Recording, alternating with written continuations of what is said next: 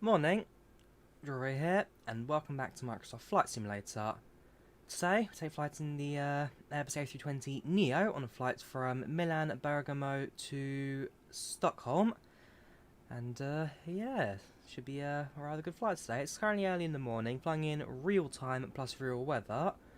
And so it should be a good one today. Once again, a massive thank you to both flightsim.com, who have allowed me to do their coverage of Microsoft Flight Simulator, and also to Microsoft, who have also allowed me to showcase Simulator early. And so what you're seeing today is the release version of Simulator, and what will be coming out on Tuesday for you guys when it has arrived. So massive thank you to flightsim.com, and massive thank you to Microsoft. And also, thank you to you guys as well for embracing me with such open arms when I'm showing you the content as well. It's much appreciated. So, yeah, let's jump in, shall we? Welcome everyone on the stream. Welcome Commander Zorn, Santoro, Lewis Harper, Dylan Schropp, and everybody else. Matt YGMing. It's about 2.5 hours, 3 hours today our flight time. Perhaps a little bit shorter even. Right, so let's get the aircraft prepared, shall we, and get ready to go. So batteries on, external power active, and let's start programming the FMS today. So we need the initialization. Let's grab the information. It's going to be on this tab here. So flying from Lime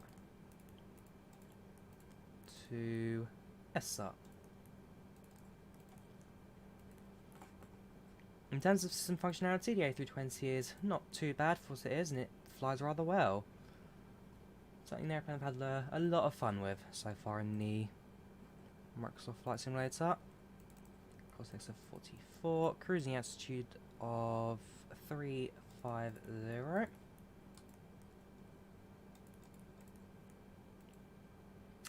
ZFW 0 fuel weight is 50.2 stroke 22.7, and the block fuel on board today is 9.418, 9.4. So we do need to call all the vehicles over, starting off with request a fuel truck. Does that take a few moments for it to arrive, and then we'll get everything else ready. Let's see what you guys are saying. Morning, Yeshao, how are you doing today? Welcome, ISU Gamora's on Twitch, how you doing? Love your voice, cheers man. Have I tried 787 yet? Not yet, but I do anticipate doing that tonight, so I want to kind of just get used to it. Get a feel for the aircraft first, and then we'll be showing off, so that should be good. I've gone through my settings again, I've fixed up a few of the textures, and well, it's definitely looking a bit sharper now, the ground, isn't it?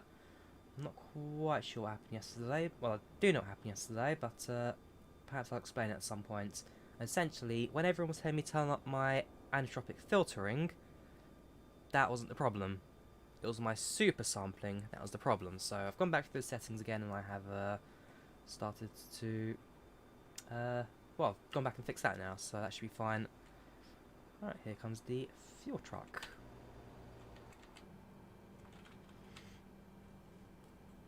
As the fuel truck arrives, we'll then set the aircraft up. We'll drop open the, where is it? The navigation lights. We'll set the strobes to automatic, and that should be that for now. What's my FPS right now? Right now, I'm getting a very silky smooth 45 frames. Has sim run rather well. It's definitely a very well optimized simulator. You just have to have your settings right. Yesterday it wasn't, today it is. Yes, I do know Squirrel. He does Minecraft and Flight Sim. He's I watch his stuff. I like Squirrel. Got out of work at 11:20 PM just to watch your stream. 11:20 PM. That's quite late for work. I presume you work shift then. So here comes the fuel truck. We calculate 9418 kg in LBS, 20,763. So drop that into the aircraft as soon as it's ready to go.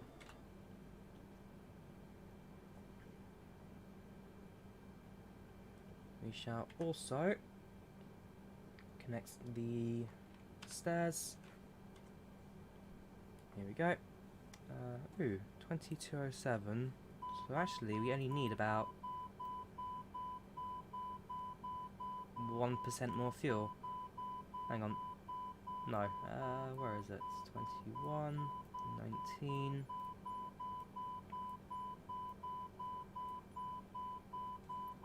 Alright, that'll do it. Also call the baggage service. And so all the ground circles should then hook up to the aircraft. The fuel truck's now done, so the aircraft's actually pretty much already fueled. Everything now slowly makes its way into the aircrafts. At some point, as you know, GSX has been announced, so I'm almost certainly picking that up, and it should really, already bring the ground service to life. I mean, this is good for defaults, but, well, it's definitely going to be 10 times better, so something I'm very excited for. I mean, that will come with its own pushback system as well, if you don't get FS2 crew better pushback. Welcome, Raf, how you doing? Welcome, Abds I Raman Samir, how you doing?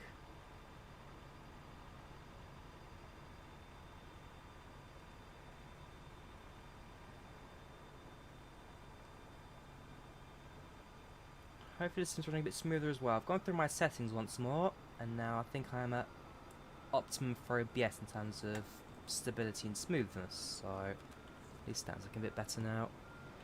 Right, let's jump into the FMS, let's get everything ready to go. So, program our initial, we'll go to our flight plan next. And our routing today takes us through Atsped.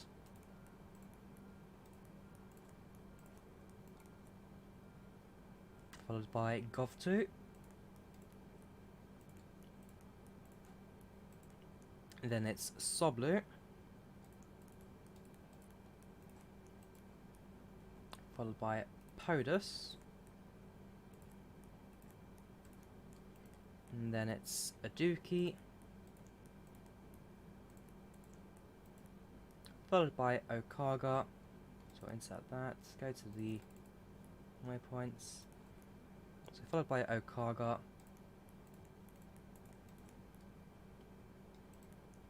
Then it's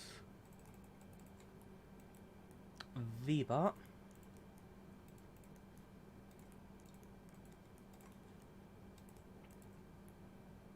Whoops, there we go. And then finally, Tango Romeo Sierra, TRS. They're both fine, so that's perfect. What I like most about Microsoft Flight Sim 2020, definitely the graphics settings, the graphics fidelity, the simulator just looks beautiful, that's for sure. Welcome Jacobs, how are you doing? Am I running a PC? I'm running a PC, so my specs are in the description, so you can check out what I'm running today. Flight time's around 2 hours today, 2 hours to 2.5, depending on weather. Let's have a look at the METAR information.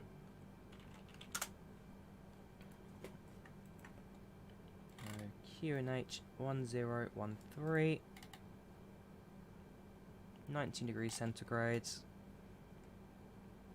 There are 10 plus miles visibility, few clouds at 4,000, 5 knot winds from variable directions. So that looks accurate to what I'm looking outside the window right now. There's a few clouds at low altitude, but other than that, really isn't too much going on here at the moment. And so I chose to go from Milan Bergamo just because it is right here by the Alps, and it's a very beautiful takeoff. So I've done it in real life.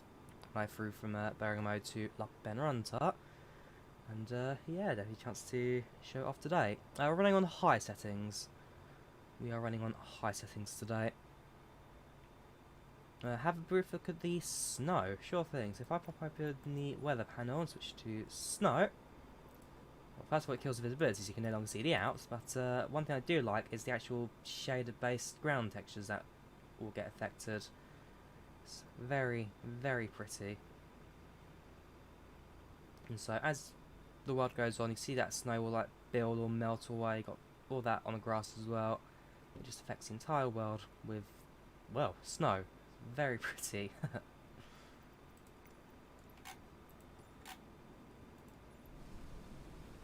It's got a few stormy weathers as well. Bit of thunder. The weather presets to Microsoft Flight Sim, they are all rather good, that's for sure.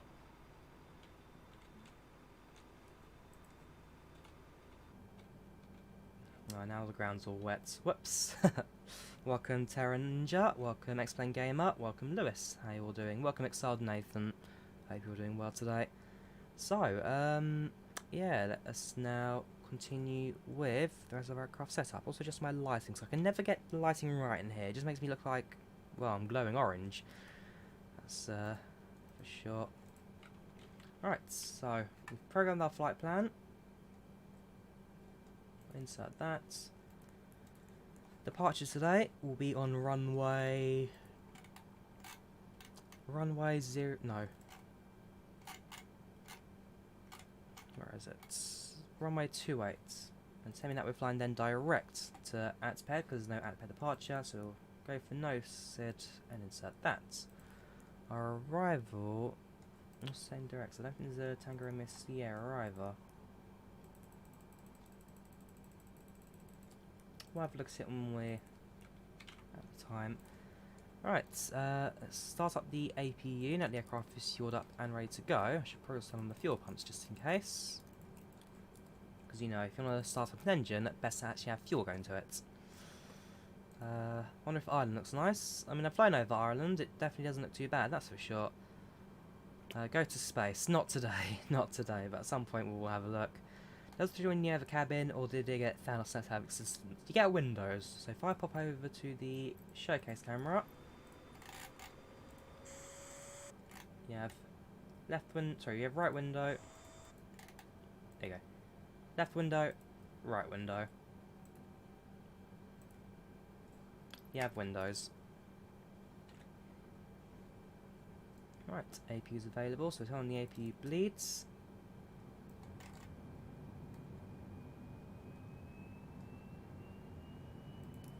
Turn our power off. So far so good. We'll set the altitude now to 35,000 since that's what we'll be flying today. And we'll set our initial climb at 2,500 feet per minute. So yes, the VNAV isn't quite there.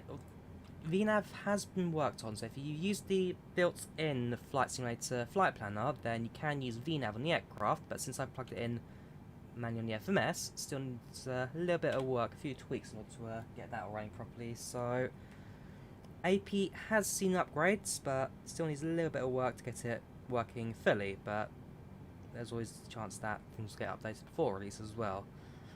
Thank you very much, Kike, much appreciated.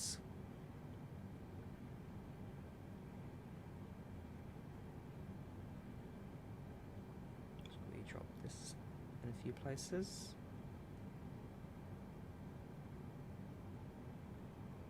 So the AP is running, the aircraft's all set up, and yeah, we should now be ready for flights.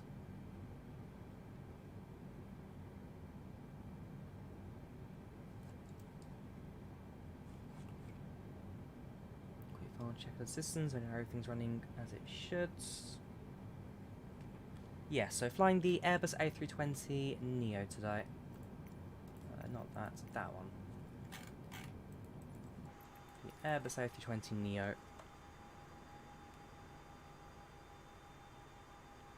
Am I going to do a flight in Australia? At some point I will. At some point I definitely will fly in Australia.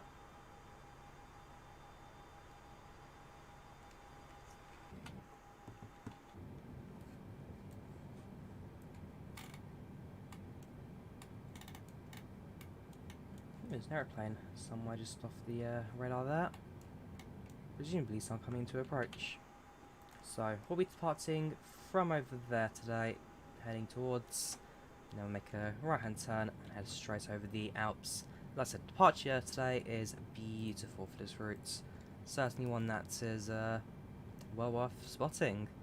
I do recommend if you do get the simulator as well, make Milan one of your first airports to fly from, because it is just so amazing. Right, so let's prepare the aircraft for pushback now. So we'll turn on the beacon to alert the ground crews that we are now ready for engine startup. There's no real need for any other lights at this point, otherwise everything is looking as it should.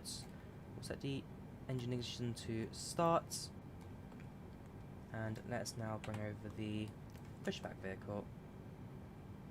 Thank you, Kike, for the donation, much appreciated. In-up systems are being updated or with add-ons. I mean, there definitely will be some systems upgrades. Cyber have also promised 10 years of updates and development with Microsoft Flight Simulators, so there will definitely be some systems upgrades that will come over the years. And yeah, I'd expect a fair few of these in-up switches to become normal. You have the install, nice one. I do know a couple of people are definitely raring to go when it comes to the release of this simulator. So yeah, very exciting times. Right, engine 1 starts. You need to remember that in the Airbus A320neo, you start up left engine, then right. Every other aircraft is right engine left, but the 320neo, don't quite know why it's different, but it's left engine, then right. Is the Neo version much faster? It is faster, that's for sure, as it's got bigger engines, more fuel efficiency, a slightly more optimised fuselage. It's got more technologies in the paint in terms of actually making it smooth and all that, so less drag, and yeah, definitely faster.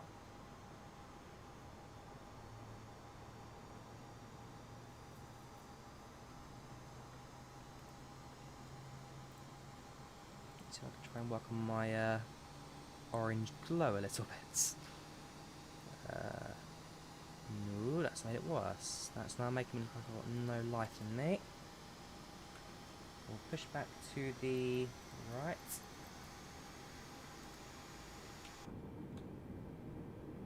Now set up engine 2. There's the PTU sounding, the barking dog.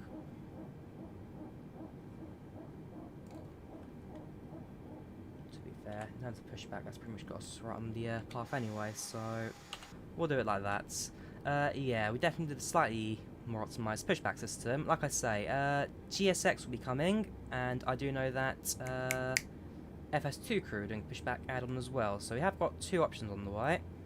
And hopefully they'll be a little bit nicer to us.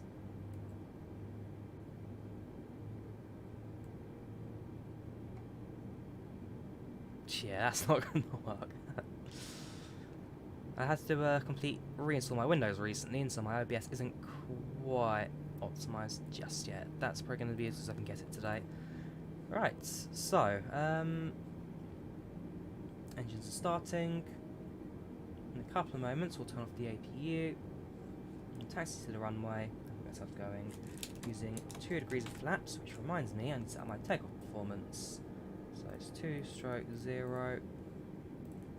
Flex temp is 81, and V speeds we're going to be taking off at 132. Because I do know that in this latest version as well, the call-outs do now happen, so you do get V1 and so forth. Do you think ground controls are a bit slow? I don't think they're slow at all. If anything, I think the pushback at least is a bit fast in my opinion, but certainly enough to get the airplane moving, that's for sure. Right, parking brakes are released. Apply some throttle and let it going. Not sure why that reset. I wanted it 2000.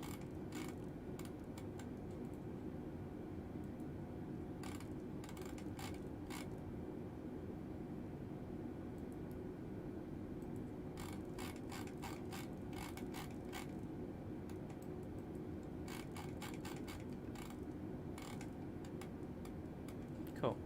Hello from Riga. Hello there, I'm not even going to attempt that name, sorry. How's the FPS? At the moment we are getting around 39, jumping up 42, so definitely running smooth today.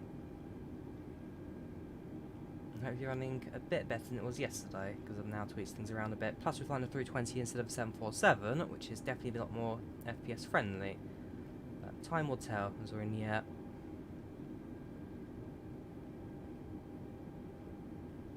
Today we're departing from Milan Bergamo, and today we'll be landing in Stockholm.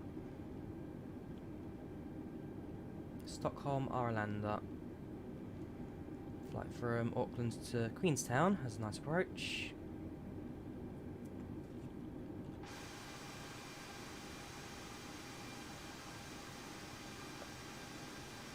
Running on 1080p today, high settings on 1080p.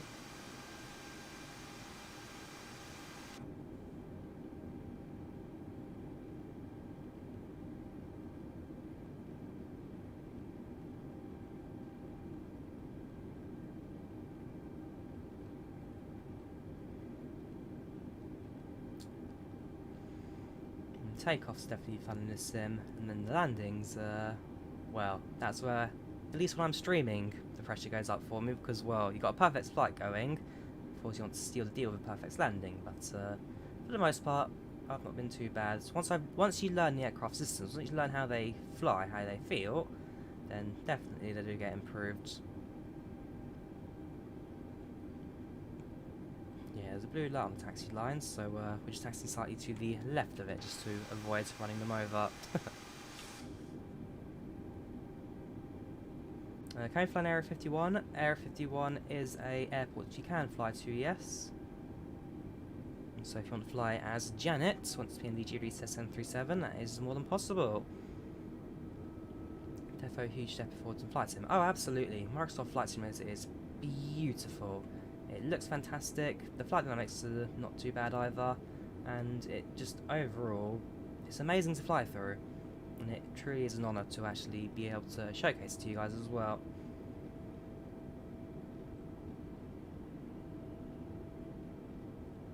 Cancel auto, complete Z lines, or get close as possible. To be fair, when it comes to default aeroplanes, I think people have kind of overestimated what they were kind of expecting. I mean, at the end of the day, someone like PMDG, you have 40 developers working on one aeroplane. In the case of this, you have one developer, Asobo, working on 40 aeroplanes, and as a result, of course, because they need to spread their time across a bunch of different aircrafts, they need to actually focus on different systems, different aircraft, getting it all running, and so, of course, the PMDGs or whoever who do develop such high quality aircrafts, they will have the more time to actually focus on building those aircrafts. In the case of the Asobo, you do need to remember that they're definitely doing a lot in terms of the back end. Plus, as well as the aircraft, they're developing the simulator as well, so there's a lot that they got to do for the timing. Sorry, just move my microphone slightly a bit closer so you guys can hear me properly. Right, so quick visual check. There's nobody on the approach, nobody on the runway. We should be good to go. How many years in development was it? This was about, I think they said it was 5 or 6 years in development. 5 or 6 years. Hope they had the Dash 8 or the ATR 72. I mean, I've flown on the ATR 42 before. I flew that back in May last year when I went to Greece. Beautiful country, and quite a fun little aeroplane. What's my favourite aircraft? Definitely the 737.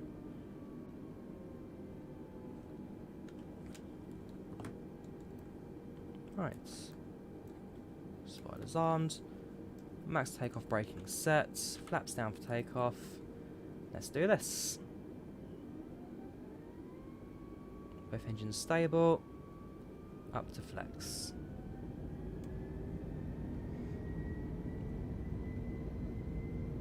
I just know there'll be full airplane add-ons, maybe some free. So there should be some freeware add-ons on the way, and especially in terms of free development, I know that there is a Blender exporter coming for Microsoft Flight Simulator. So again, another one of those things to keep an eye out, as it's definitely on the way. Rotate.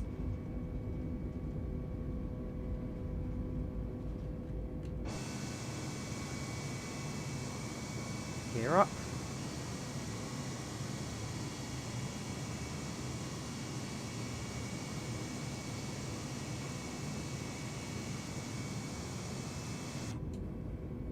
Now it's okay. Right hand turn and start flying heading. Flaps up.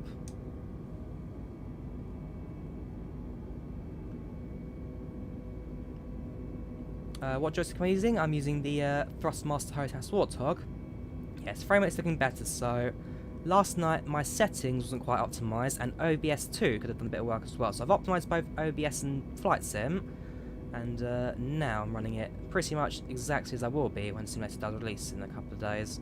So I'll do another setup video and showcase what I've changed, what I've updated, as well as some of the new graphics as well, because there's a few new settings that have appeared. Bring back sorry to climb power before I go a bit too fast.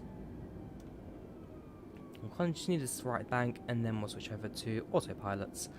Where am I from? I'm from London. I'm British.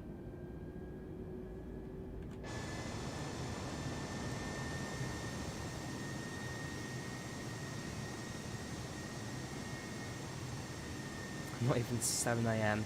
The fact is, I'm going out today. I'm heading out to volunteer at a railway, so because I've booked in the date already, I can't cancel, such last minute at least, and so, yes, I have to do my streams early and late before I go and do my stuff. So it's an early start, but if I want to get flights and content out there, you gotta work for it. Alright, so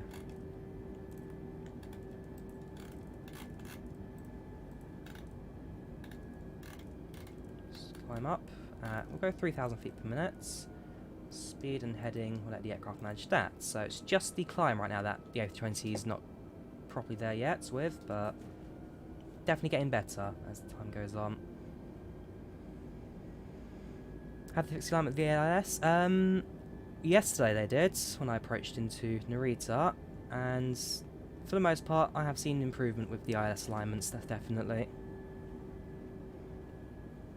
He seems to know your way around the sim, or not use track IR.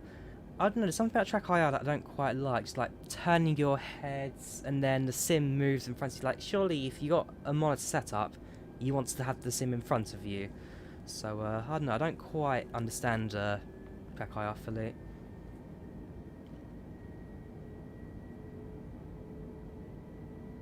Passing through 10,000, landing lights come off. So I'll set the prompt to standards. A little bit turbulence right now since we are flying over the Alps, and therefore what that is the airflow coming up. So definitely getting some updrafts here in the Alps, and that just slowly adds a bit of turbulence to the flight. Oh yeah, same graphics card as you, it's getting playable without overclocking. It is possible to fly without overclocking. The main reason I've done it is just so I can get that extra bit of performance out, but it's definitely possible to use Microsoft Flight Simulator without the need for overclocking.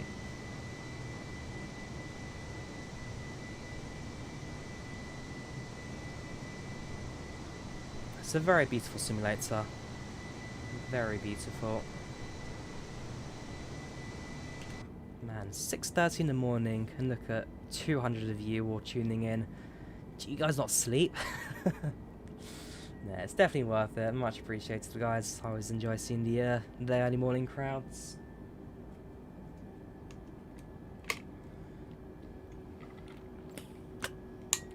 How do you judge against the Aerosoft? I mean, again, Aerosoft are a team of developers who can have the time and resources. Actually, no. Aerosoft are a publisher. Somebody else develops it, Aerosoft publish it. I know they have got some in-house developments, but a lot of it is from third parties.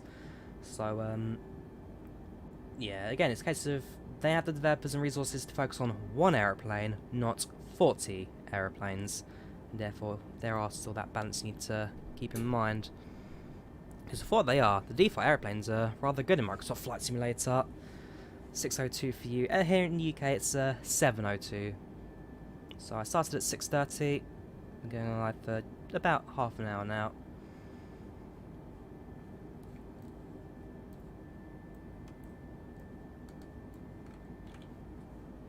And at this point, it's now just, well, sit back and relax and enjoy the flight, because there's nothing I've got to do at this point until top of descent. Just curious because they're very good for default climb. Oh yeah, so as default aircraft, they are fantastic. Systems-wise, they look fantastic as well. They fly at a very nice level. They are nice airplanes. I'm using the NVIDIA GTX 1660 today. Ooh, did I not set the engine switcher back? Ah, cheers for that, good spots.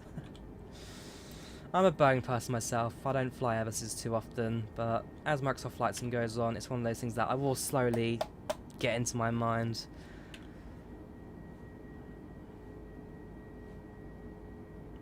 Can you show the ground level camera so we can test the soundscape within city limits? I don't think there is a ground level camera, at least not that I'm aware of. I have a couple of quick views.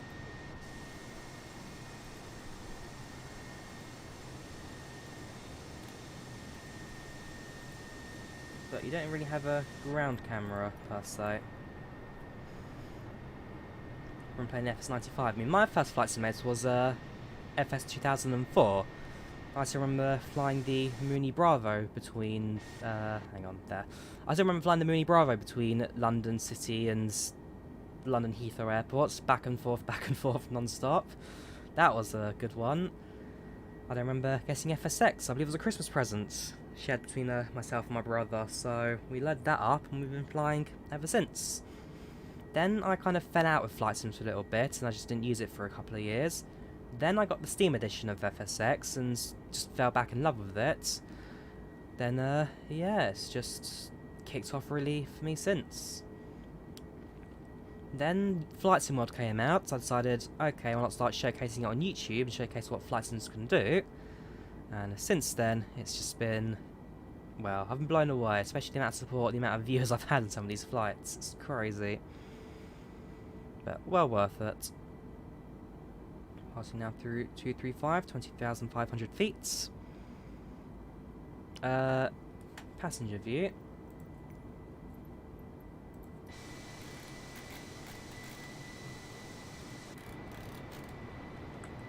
Oh, why is it not going down anymore? There we go. So yeah, uses the internal sounds for the passenger views. Does it have wing views? Yes. So let's go through the other ones. So that's our right window, and that's our left. Do you get a bit tired on these long flights? Not particularly, especially when I'm talking to you guys. It just adds something to fill the gap. I mean, don't forget, a couple of weeks ago I did London to Perth, stopover in Perth, and Perth to Melbourne, so that was 23 hours of flying, but well worth it. What's my frame rate? I'm getting around now around 50 FPS. Mods coming to, like PNDG comes to Xbox One. It depends. If it's on the Xbox Marketplace, then I do anticipate it coming to console, yes. If it's not on Marketplace, they won't come. If they are on Marketplace, they should come, for the most part. 2 days until release in New Zealand, yes, because you guys are so far ahead in the time zones. It's, well, you gotta get you get it a day early, basically. What's my settings? My graphic settings are all set to high, some ultra. I'll do a video at some point on what my graphic settings are, and update what I did on my first video. What do I think about the A320? I like it. It's a nice little aircraft to fly here in Microsoft Flight Simulator. Do we have a paint kit yet? I believe the aircraft do come with their own livery packs, so definitely we'll have some sort of repainting when Simulator's release. As is always the case with any flight sim, the freeware community will just get straight on there, painting these aircraft, making them look all pretty.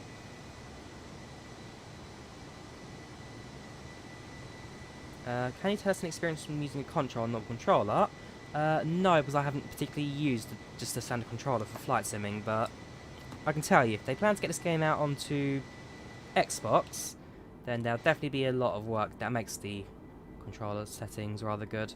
Facecam's choppy. It does that sometimes because the facecam kind of runs off the CPU, and so is the flight simulator. There will be moments where it kind of jumps a bit, but I tried to get it running smoothly. How many to? Is it playable with keyboard and mouse? Yes, it is possible to fly with keyboard and mouse, but again, I don't recommend it. It is possible though. Ooh, okay, frame rate's dropped a little bit there. Okay, back to normal now. So if the frames ever drop, it's like for about 1 or 2 seconds, and what it's doing is it's like downloading more data, using the CPU to render it, and then use GPU to stick it on the ground. So you do get the odd lag spike, but they are very rare and far between. Have I flown multiplayer yet? Yes, I have. If you've watched my London Luton to Inverness video, you get the very first Microsoft Flight Sim troll, of course. Default game's very nice. Oh yeah, absolutely. The default simulator in terms of settings, graphics fidelity, and aircraft setups are phenomenal.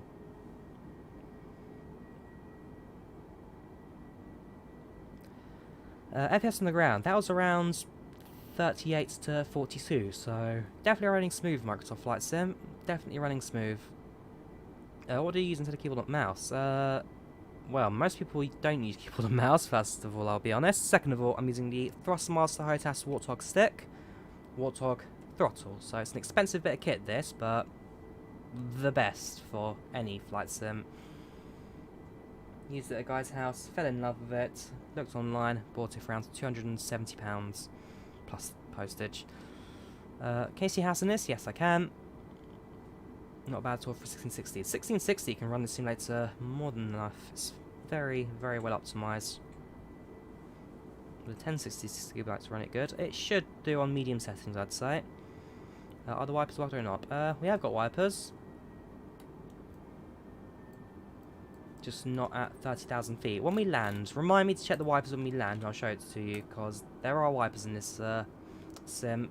Or if you go watch my, well, I got my flight yesterday in 747, used wipers there, and also my monsoon weather A320, I used the wipers in that as well. Over a certain altitude, the weathers just don't work, because Airbus. Does clear FPS? Not that I've noted, I'll be honest.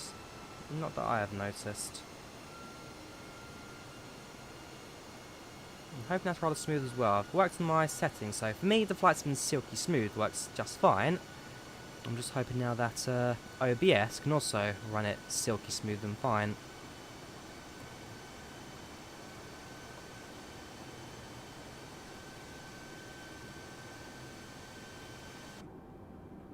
Also note that in terms of the wing shaking, it's really not as bad as it used to be before. It's still there, but very, very minor, to the point that I don't think anyone's even noticed it. It's that minor. So they definitely worked on the stability A320, and now it does actually fly straight in level flight. We can use Control Y for mouse yoke. No, that's slew mode. You can use the numpad, so default settings, you use the numpad on the keyboard to control the yoke. So you can do 8 down arrow for yoke back, sorry, 2 pull back, 8 push down, 4 and 6 left and right. So you can use the numpad for the flight controls. How's flight dynamics? Flight physics are rather good.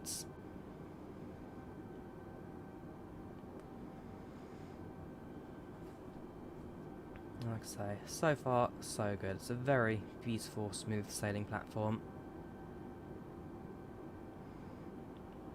Most systems work. There are a few in-op switches here and there, but for the most part the simulator is running rather fine.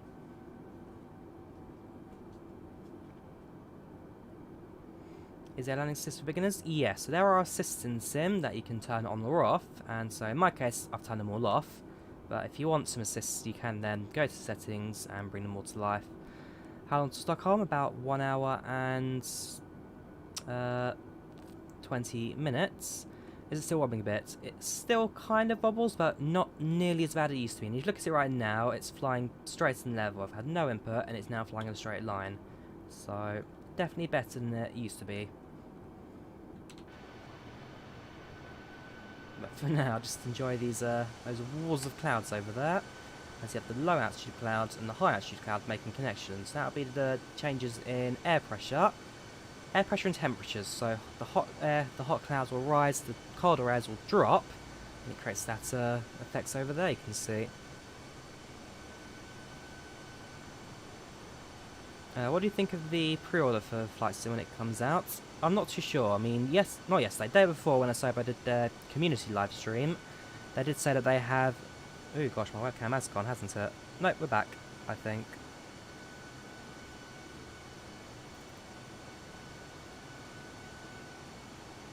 If I need to turn off the webcam, I'll turn off the webcam. Yeah, so on the community stream, Asobo did say that their was no planned release date for Xbox, and so that it will come essentially when it's ready. Let's have a look what it is. So yeah, developers said no information or time frame on Xbox yet. Cruising altitude today is flight level 350, 35,000 feet. Do I use rudder pedals? No, I'm using an Xbox controller for my rudder, I'll be honest. Do I need them? Yes. Well, you don't need the rudder pedals, like I say. I use Xbox control for my rudder. So, it's enough for me, but at some point I will try and invest in some rudder pedals and start getting that turned on. Weather radar, I can turn on the weather radar. Show myself where that is in the A320.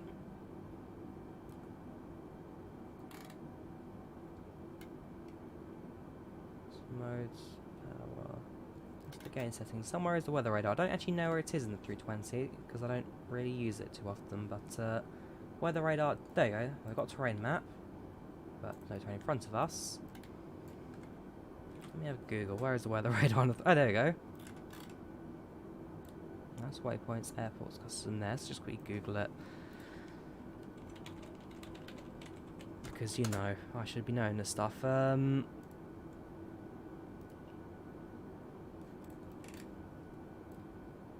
There we go.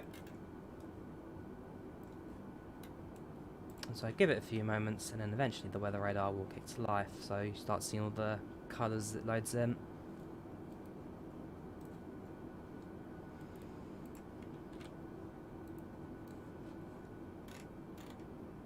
You can see the frame rate has dropped a little bit, so that'll be the CPU there trying to now render everything.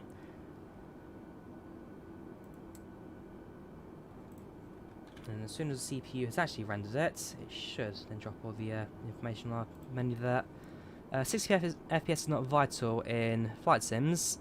No, it's not. So, if we were going to go by the FAA standard, the Federal Aviation Authority, they do say that a flight sim should be running at a minimum of 20 FPS. I mean, 20 FPS really isn't that high if you're going to follow actual aviation authority standards, and therefore it's certainly rather nice to have. I want to get those $600 Fossil pedals one day. Oh yeah, I'd love those. Expensive, but they are fantastic. I used them at XO19 when Asobo was showcasing Microsoft Flight Simulator. So, used them there. Phenomenal. Phenomenal bit of kit. Clouds look sick. Yes, they do. Why do some people run with 1080 Ti and run it? So the problem is they haven't got their settings proper. So you need to go through. You need to take the time to go through each setting one by one to actually get the system to work on your spec. Because depending on your limitation, if your CPU's limitation, you change some things. If your GPU's limitation, change other things. If your RAM's limitation, change other things. In my case, my limitation is my GPU's VRAM. So I've got 6 gigs, and therefore that gets quite heavily loaded. In fact, let's have a look. And also, running on 4K is definitely difficult. But let's have a look. So, CPU usage at the moment. We'll give it a few seconds to calm down, since opening Task Manager always takes some moments. There we go. So at the moment, the CPU usage is around 80%. You can see now the weather radar information is starting to come in, so that's definitely doing something now. And so CPU is running a little bit high. My RAM, so I've got 16 gigs of RAM. It's only using 9.5 gigs at the moment, so RAM usage, not a problem. The simulator is very light on that. My Wi-Fi, running at, well, it's receiving, it jumps around, so, but it receives between 200 and 600 kilobits per second. And therefore, once again, despite the fact it's streaming the data off Bing Maps, its streaming is rather well optimized. And then finally my GPU usage. So 3D rendering at 63%. Video encoder, that's OBS, running at 5%. My VRAM, I've got 6 gigs of VRAM, and it's using, what is it, 5 gigs out of 6 gigs of VRAM, so it's running definitely quite high on that. And that'll be my limitation of the simulator, my bottleneck. And yeah, so utilization at 62%. So even on a medium spec graphics card, medium spec system, it does run rather well, this simulator. Yes, I have also been using the rolling cache. So if I quickly go over to my data panel, so I've got no data limitation. So for example, if you had a metered internet connection, you can have like 20 gigabytes of internet a day. You can set that as a limitation as 20 gigabytes. If I then jump over here, so I've got bandwidth, I set to unlimited, and I have got rolling cache for my limit set to 2.2 gigs. I could turn it up if I wanted to. I definitely have the space for it, but for now, we'll leave it as is. Have I tried 787? I've loaded it up, but haven't done the full flight in it yet, although a flight do expect it to come in the next couple of hours, potentially. I'll see how my day goes today, and if all goes to plan, we'll definitely fly the 787. Yes, so 7.8 is part of the Premium Deluxe Edition of Microsoft Flight Simulator, which is what I'm running today, so we have got it. Yeah, 20 glacier shield's horizontal and angled down for some reason. Isn't GPU supposed to run close to 100%? Yes, it is. So if the GPU is maxed out, then that just means you're fully working GPU, but as always, you've got to have a bottleneck somewhere, which stops you from going from high settings to ultra settings, and therefore, in this case, the 1660 is a very good GPU for what it is, certainly for the price as well. £175 for modern spec, it's amazing. But at the same time, it is going to be what's my limiting factor right now. Show current FPS. How does one show the FPS? I'm totally honest, I don't know. If I was using Bandicam, I could, but OBS and Excel programs, not something I can fully grasp yet. Prepare for shake, yes. So we're about to fly now into this storm cell, and therefore I do expect a little bit of turbulence now as the aircraft goes through. What FPS do I get on ultra settings? I get around 1520, which it works, but not worth it. Stream overlay and settings.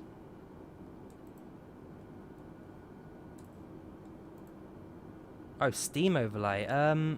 This isn't on Steam. This is on Microsoft Store. The Steam version's not out yet.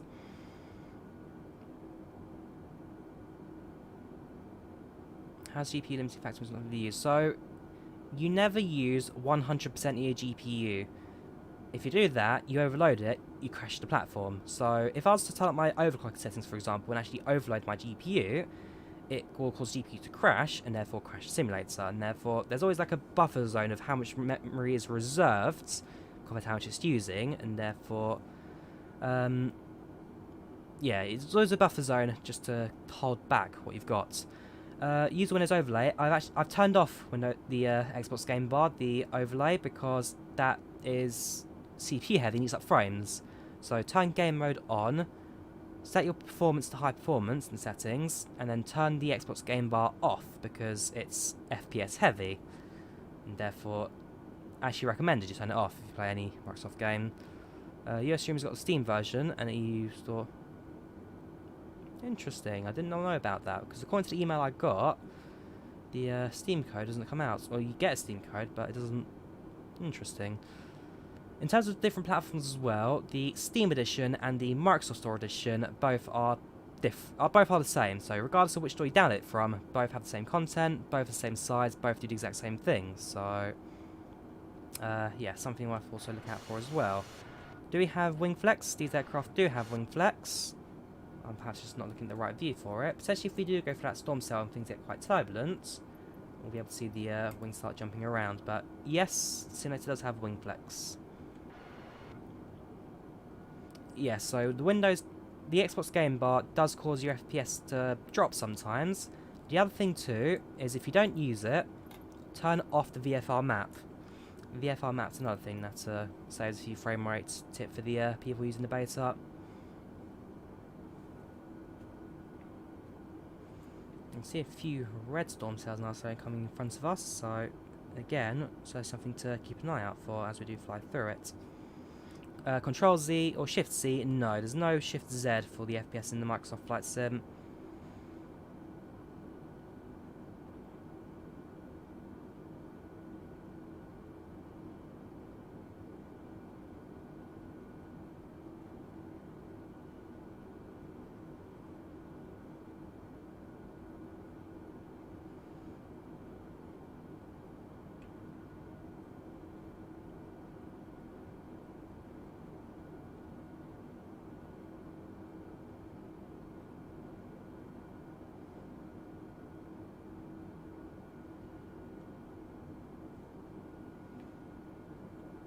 obviously gives you the NVIDIA overlay. Is that even enabled? Ah, here we go. Let's have a look. And does have an option for the FPS counter. Interesting, okay. We'll drop it in the top left, hope. No, top right, since that's where my thing is. And now chat's in the way. Whoops. Okay, so at the moment, we're running about 26, 27, 29 in these high cloud settings. And, well, I'm sure once the weather clears up, I expect that to jump up a bit higher as well. You have Ryzen 3800X, 16 gigs of RAM, 2080 Super, but you're worried about your internet speed at 6-7 megabytes per second. I mean, the simulator, as a minimum, requires a 5 megabits per second internet connection speed, so as long as you got 5, you're fine. If you don't have 5, then you can fly offline, because you don't need Bing Map stream data. That's an extra. You can turn it off, you can fly without it. You can't see the FPS, you can do it, it's on the top there.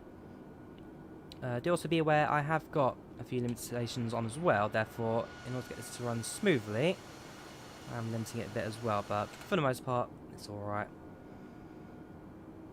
I have 16 gigs of RAM, yes. Do I think it's okay? It's more than enough. I mean, like I say, if I go to my settings, go to my RAM usage, I'm using 9 gigs, 9.6 gigs out of 16. I'm using about half of it right now, so 16 gigs, more than enough. And Wi-Fi right now, it's currently at, well, it's receiving 500 kilobits per second, so it really isn't streaming that much for data as well. Super light. Yes, and because I'm streaming, of course, it's going to limit that as well, so streaming is going to be a limitation for my FPS, as well as the fact that I have got it set to around 30 FPS as a limit, just so that I can run it alongside that and without any stuttering. Did I get any sleep last night? I got about 5 hours of sleep last night. Just to let you know you're a hater. Nice one, Liz. Flying on high settings? Yes, we are. Honestly, you don't sleep. I try to. Then again, back when I was doing the premieres, actually doing the pre-recorded flights, those were a killer. Nowadays, it's a lot better because I can actually talk to you guys on live chat, and I'm no longer recording the flights, then sticking it in an editor to cut the loading screens on both sides, and then uploading it, then setting it up again. So it's a whole multi-step process in order to get the Premiere working. This is nicer. This is better.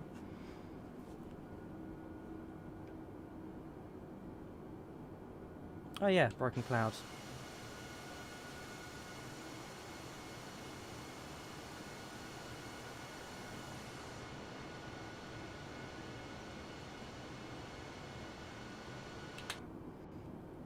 Storm cell opened up for us. Yes, it did quite nicely. So you've got the storm cells on the left and right, but we've got a nice little corridor through the middle of it that avoids any of the harsh weather.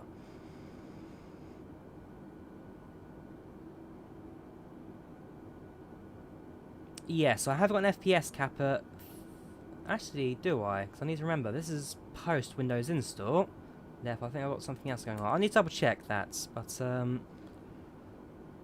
there are a few moments I see where it has dropped slightly, but that's only down to the fact that the CPU is now rendering something, and therefore, in a few seconds, it will jump back up to optimum. There you go, back up to 28 now, 27.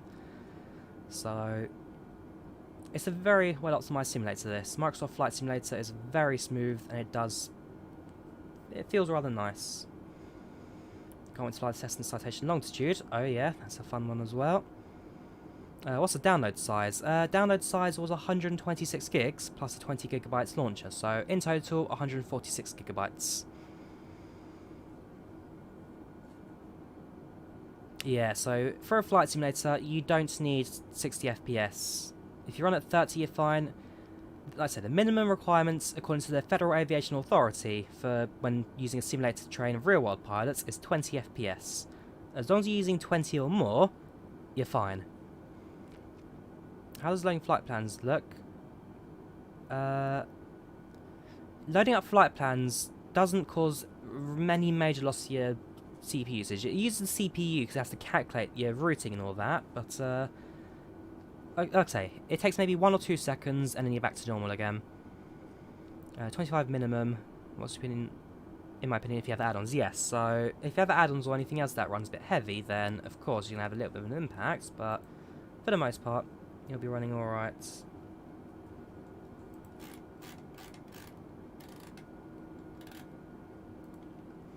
Does the A320neo have engine fire? It is possible.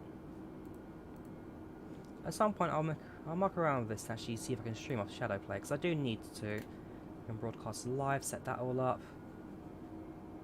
I'll look into it. Shadowplay should make things running a lot smoother going forward. It's a very nice tool, and it's very quiet in the back end as well. Much more so than OBS. Last update to CILS approach, so there have been some tweaks to CILS, and therefore they will run smoother. So on is at 12. Do my ears pop? Not quite. The simulations are realistic, but not quite ear-poppingly realistic. I have the RTX 2016 and i5 9600K. Will that run Super Sim? Yes, it should. If you like the Spring Game Black, the crash gives more realism. In depth, you just killed your passengers.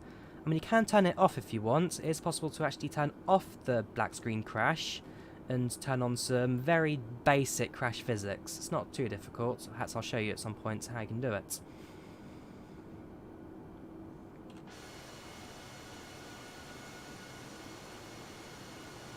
Once that's told you've gone direct waypoint, how do you select an EFMS? If I want to go for a direct waypoint, let's jump down to the flight. So you go to direct, and so right now we're flying to Soblu. If I want to fly direct to POTUS, so open up the direct to page, select POTUS, jumps up to here, and then you just insert. And so now we're flying towards our next waypoint instead. Does VNav not work? If you're using the built-in Flight Sim flight planner, yes, VNav works. If you plug it in manually, not yet, no. But they have worked on the VNav, and it's definitely better than it was before. You ordered the Premium Deluxe Edition today. Nice one. Am I playing on a laptop? No, I'm playing on a desktop computer. My specs are in the description.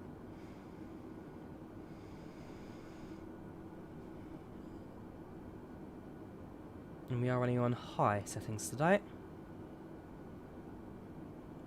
can see a few more storm cells going on the left there. So actually, if I was to turn off the weather radar 2 seconds.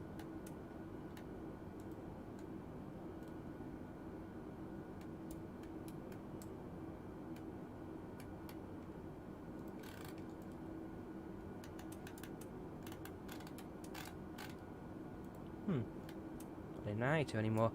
Yeah, so essentially there are a few systems that do run on the CPU.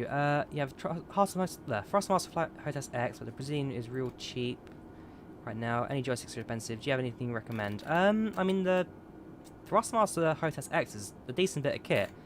If you own anything out of Thrustmaster, then expect it to be good quality. I do really like the work of Thrustmaster. Sticks, roller pedals, Hotesses.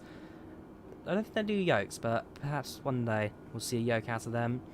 But if you want a yoke, then either the honeycomb yoke, if you've got the money for it. If not, have a look at the Cytec Pro Flight systems, because those are a nice little entry-level yoke. The 16000M, that's a very good bit of kit. That has recently been discontinued because they're using the product line for that. Now for the Airbus side stage, should we turn my fan on?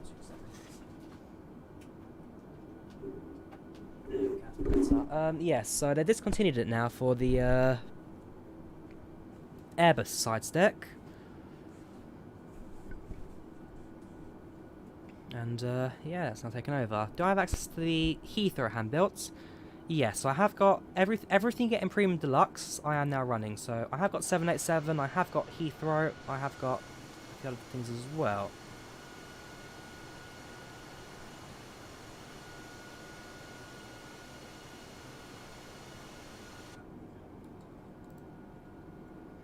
Welcome in, how you doing? Saints UK, how you doing?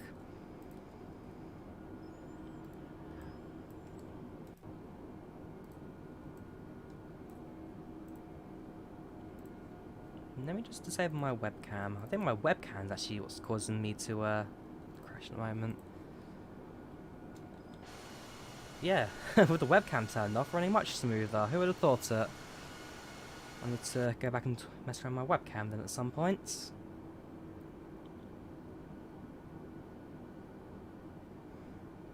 Do you know if the components recommend is graphics? You have AMD, except you need more RAM. Well, I don't know what your system spec is, so I couldn't tell you, I'm afraid. Comes as a pack with the stick rudder and throttle. Yes, it does. So you can get the 600M bundle, which comes with everything extra. How to turn the HUD off? So you're talking about, I presume, go to camera, chase camera, HUD, so you can turn it on, and that brings up the on-screen HUDs, or in my case, you can turn it off. So you go to camera, and you go down to instrument head-up display HUDs, and turn that off.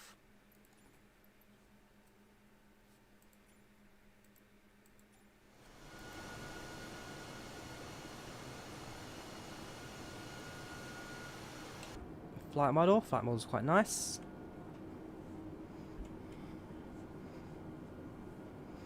Morning from Italy. Welcome, Renato. How are you doing?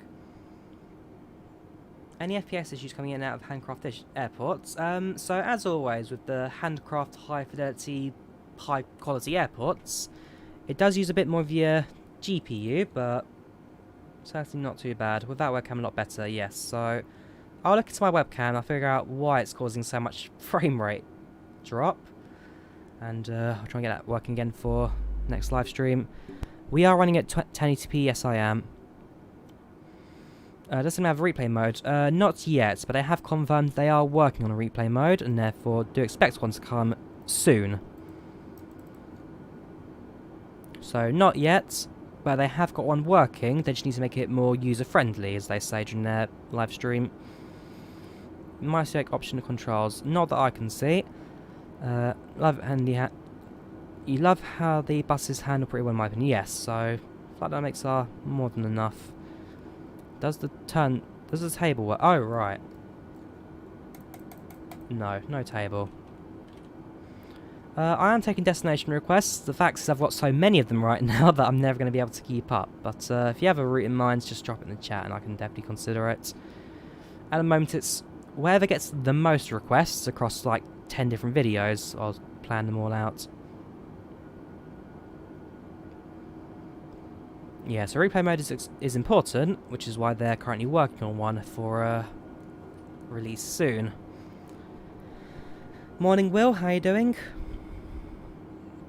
What's my CPU usage?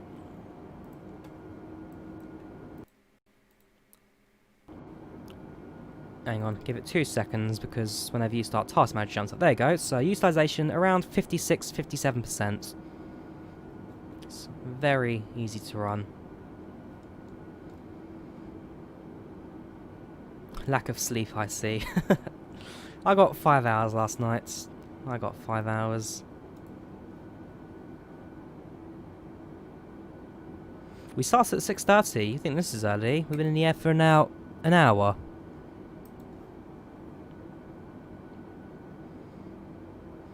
Yeah, memory's not that high because the simulator is just very well optimized. You don't need a NASA spec PC to run this. This is on, yeah, high ultra settings. 1 or 2 things set down to medium because you don't need them any higher than medium. Waterways, for example, set to medium because medium is exactly the same as ultra. Mauritius Island. Potentially, you could do Mauritius. Welcome, Arkalesh, on the Facebook chat. Don't get too many people watching on Facebook.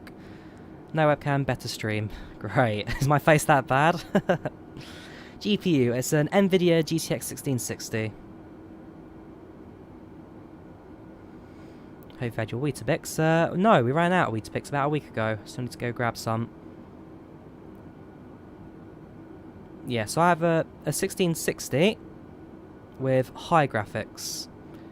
Is there still an oscillation problem? Not nearly as bad as it used to be. I mean, look at it right now. The aircraft is flying. Oh yeah, look at it right now. The aircraft's flying stable. You can use that as a benchmark for your oscillation bug. Just on Discord, much appreciated.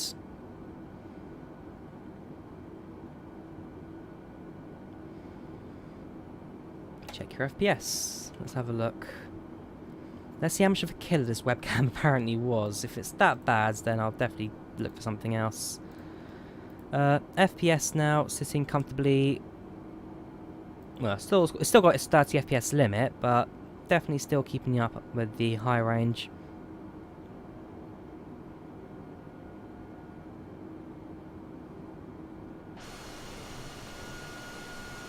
Ooh, that just jumps there, hasn't it? Up to 50 now, apparently.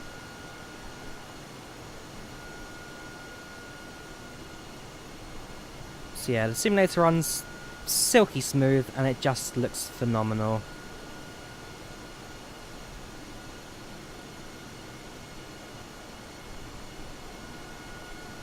The only thing that seems to stutter right now is OBS. OBS can't keep up. Interesting. I do need to get... I'll look into shadow play. If I need to replace it, I absolutely will. Folder structure, not yet.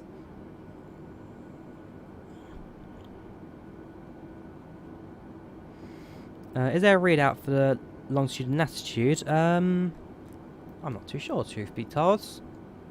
Not in the 320, perhaps.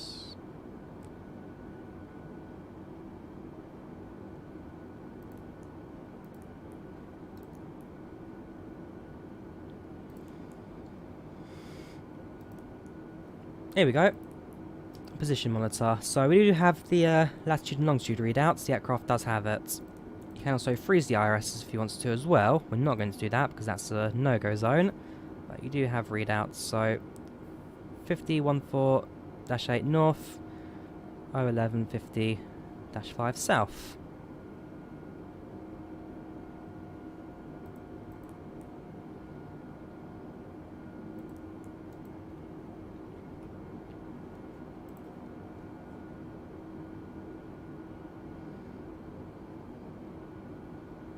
The dashboard. What are you looking for, Stefan? Update your 16GB to 32 and ABS will work like a charm. Yes, so... RAM will be an upgrade I'll do at some point. I'm just waiting for the price of 6 to go down because they've gone through the roof recently. But I'll definitely look into upgrading the RAM. And anything to try and get OBS running a bit smoother as well, because if I can get OBS to work fine, the sim works just fine as well. It's Independence Day in India. Well, as a Brit, I can say, cool. Now, you guys enjoy your Independence Day. It's just not something we particularly celebrate in the UK. Like the Independence Day of about 90% of the countries in the world.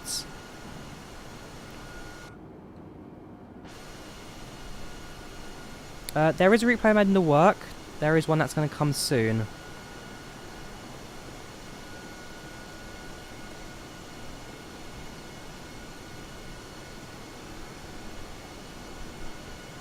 Yeah, drone cam seems to stutter slightly when I use it. All the other camera modes are fine. But, I don't know. I think it's just because there's so much loading that OBS just can't keep up. So, OBS really is... Here we go. For my simulator, my bottleneck for me is the GPU. For you guys, it's OBS. And I do apologise that I can't properly show you the sim because OBS just can't handle the simulator. It's crazy. You keep saying that, Legacy. I've already answered your replay mode question a couple of times now. There isn't one yet, but Asobo are working on it. They have got it working and just needs to be user-friendly in terms of UI. Right now, we are flying over. No idea, but it's still very stormy at the moment. We're flying over Germany. We're flying over Germany at this point. Welcome, Gazda dude. Quick sync NVEC. I'm using NVEC. I see it's comfortable in business class. Well, to be fair, on the 737 A320 series aircraft, the short-haul narrow bodies, you only ever get first class in America. Most other countries, most other continents or airlines, wherever you are in the world, they'll run these kinds of aircraft with just economy. Yeah, full economy, nothing else. Only in America will they put business and first class in a narrow-body jets.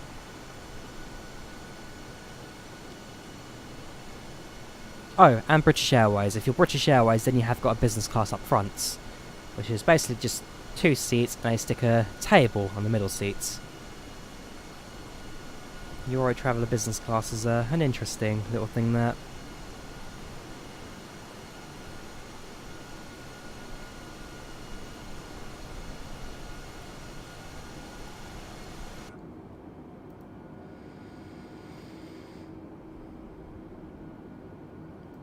Can I do a video explaining how to use the FMC? So at some point I will do a video on SimBrief and the FMC. Give me a sec, I'm just testing out a few different camera modes, see if any of them run a bit smoother. Sounds a bit stuttery, that's window capture. Desktop capture, that runs smooth. And game capture.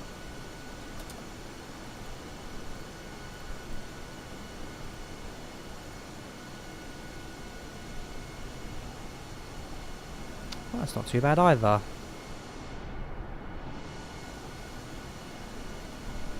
Okay, we'll use that.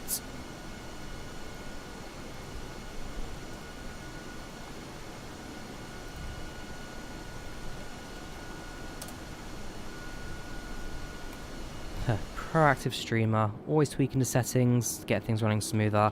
Yeah, that's looking much better now for me on my screen, and for you guys, should be running a bit smoother as well. And the drone cam.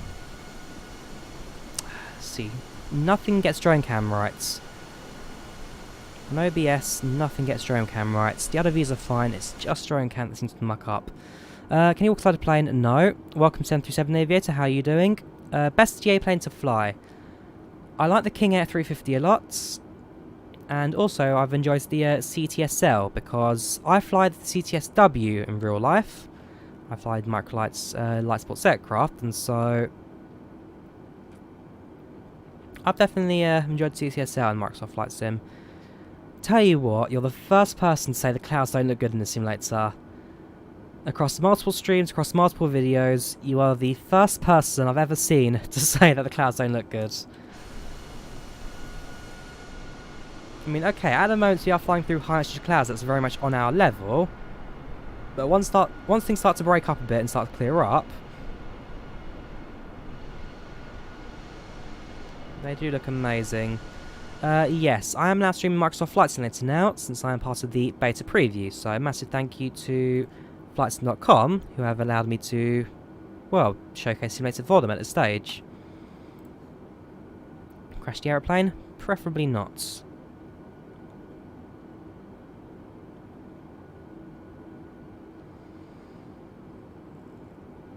Yeah, so thank you to FlightSim for letting me do the coverage for them, and a massive thank you to Microsoft, who, through them, I'm allowed to showcase the Simulator 2, you guys.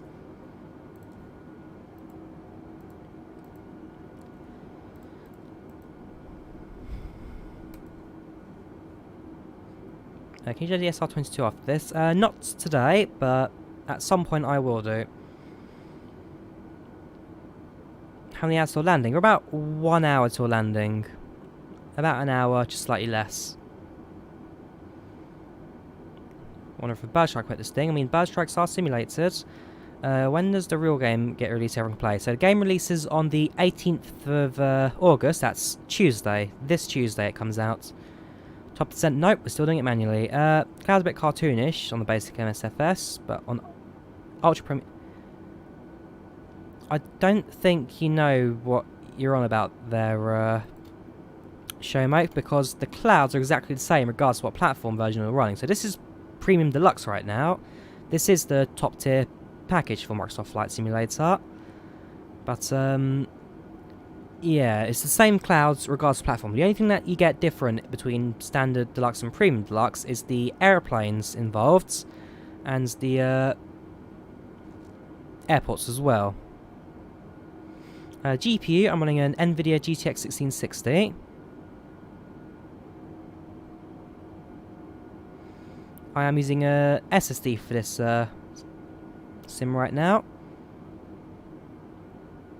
Yes, the Concorde currently in development. That's going to be a rather fun one. I believe the guys who are building it, I can't quite remember the name, they have teamed up with Just Flight as well. So they're helping Just Flight in sort of developing an encoder for for Blender.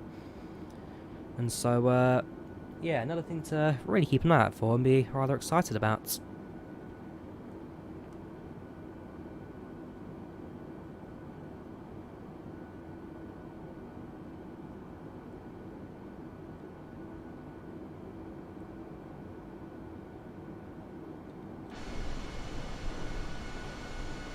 Yeah, how can you look at those clouds and tell me they look bad? It's impossible.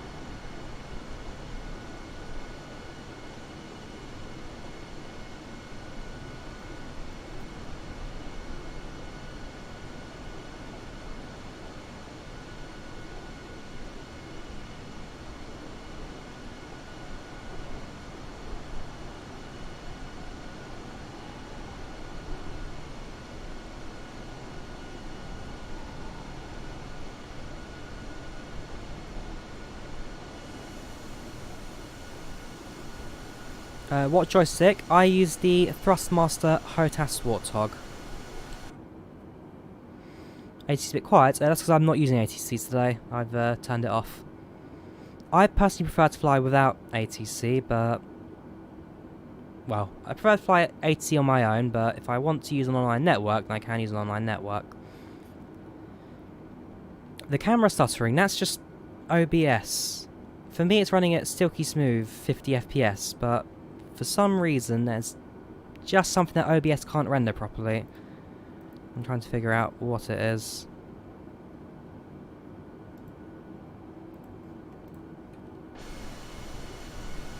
Yeah, that's even worse.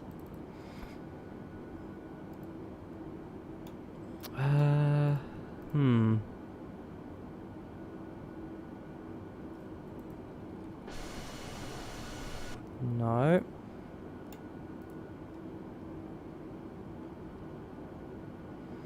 I'm using regular OBS today. Regular OBS.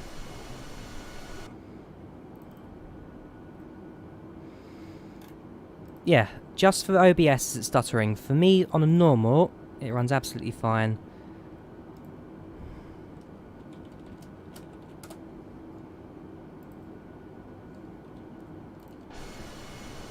So strange. Is there a passenger cam? Yes, there is. So you got left window. You get right window. OBS is open broadcast software.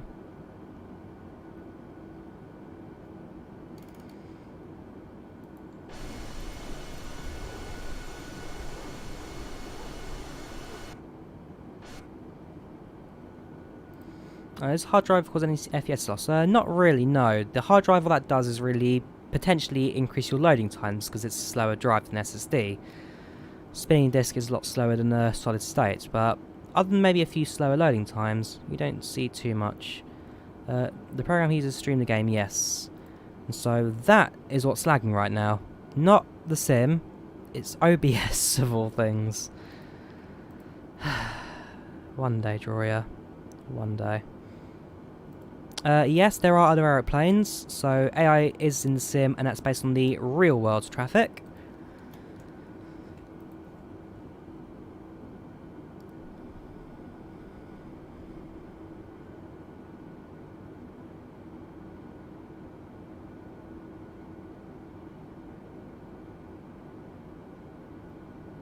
Only graphics, no plane reason. You do need to remember that Asobo are developing 40 aeroplanes, not one aeroplane. If they're developing just one, then the systems-wide would be a lot better, but you need to remember, most content have those.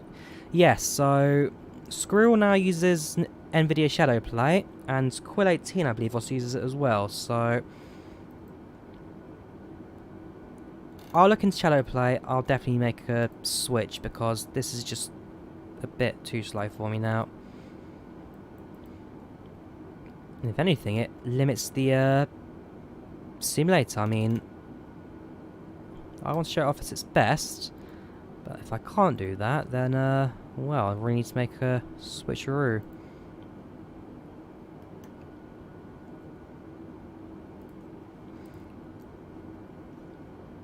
Innsbruck to there. That Miami, I think it is, yeah. Wait, low E. That's Austria even. Vienna. Eventually I'll fix plane issues, yeah, so they will continue to work on the default aircraft and will continue to actually improve them as time goes on. Let's go up to 37,000 feet. Let's actually go above these clouds a little bit.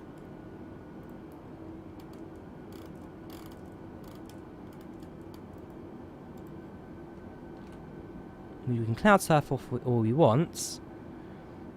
Or we can increase our altitude and go above them. Remove clouds for a moment, sure. So if I was to go to clear skies, give it a second to change all the weather and all that. So if you can excuse the really poor Bandicam stuttering. That down below is the world. But again, Bandicam is causing me too many problems today. It's just getting worse. How long till landing? Landing's in approximately 45 minutes or so. Where are we flying to? Flying to Stockholm Arlanda.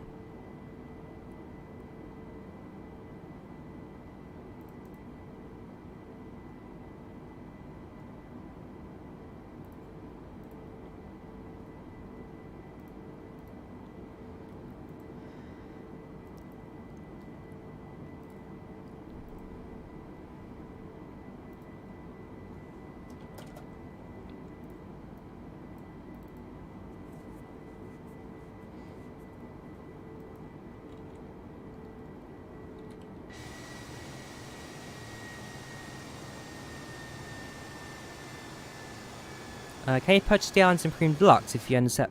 No, so you cannot buy the Premium aircraft if you don't own Premium. You do need to buy Premium if you want the full set of airplanes.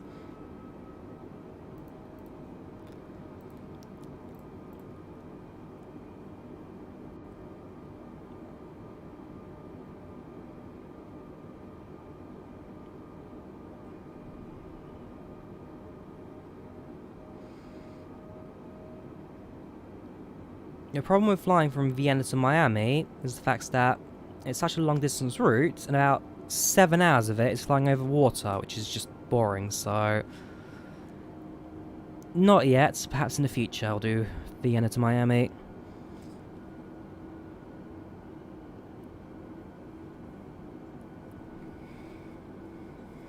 Those look amazing, of course they do.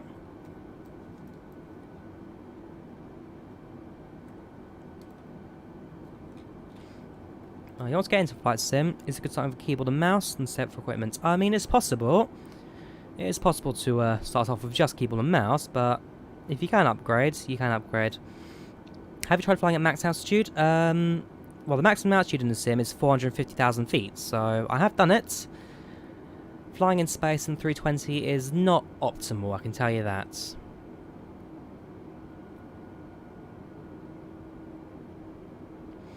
However, this is the Philippines before. I don't think I have in a sim yet. No, not yet.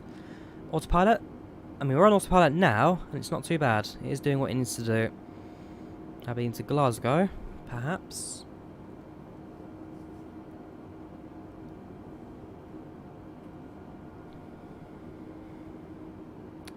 Good morning from Finland. Huomenta. Mitä kuuluu? Yes, just about every Finn now who are interested in flight simulators have now heard me sing the Finnish national anthem quite badly, so... Safe to say I won't be returning to Finland anytime soon. Can you try flying from Jupiter to Sun? Not quite that good. Huomenta vaan.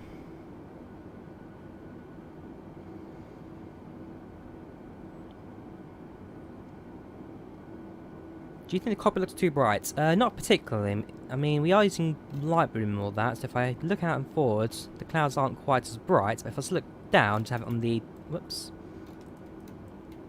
And just have it in peripheral vision, then it makes... So, bright outside, standing outside. Bright outside, standing outside. Because whenever you look at something, it works like that with your eye naturally too. You look at something, the outside or bright lights gets brighter. You look at it directly, your eyes adjust, and therefore it looks standard. So... They have got that kind of effects going on within the simulator. How do they fix fly-by-wire? It's definitely better than it was in the beta preview, that's for sure. Soon 10k. It's been crazy the amount of subscribers we've had recently. It's definitely been fantastic and much appreciated to all of you who have subscribed recently.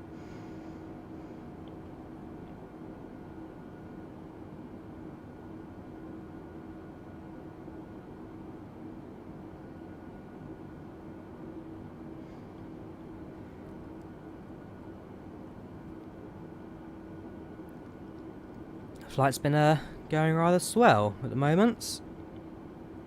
I've certainly enjoyed it.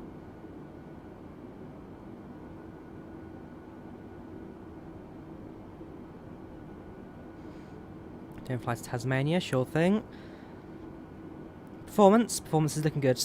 Again, performance for me is fine. The sim's running silky smooth, and for you guys in the cockpit, silky smooth too. Outside, it runs silky smooth for me, but OBS, ooh. That's massively improved. I honestly don't understand OBS. It's just such a strange tool. I bet you the developers themselves can't figure out either. Yeah, performance is absolutely fine. I'm running a GTX 1660, and it runs silky smooth regardless of what you're doing. I mean, you guys watching this right now, 10 seconds ago, you saw the external camera, how laggy and stuttery it was. Now, it's perfect. I don't understand this at all. I love OBS to bits, but it is just crazy.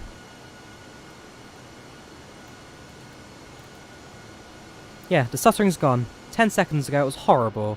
Oh. Oh.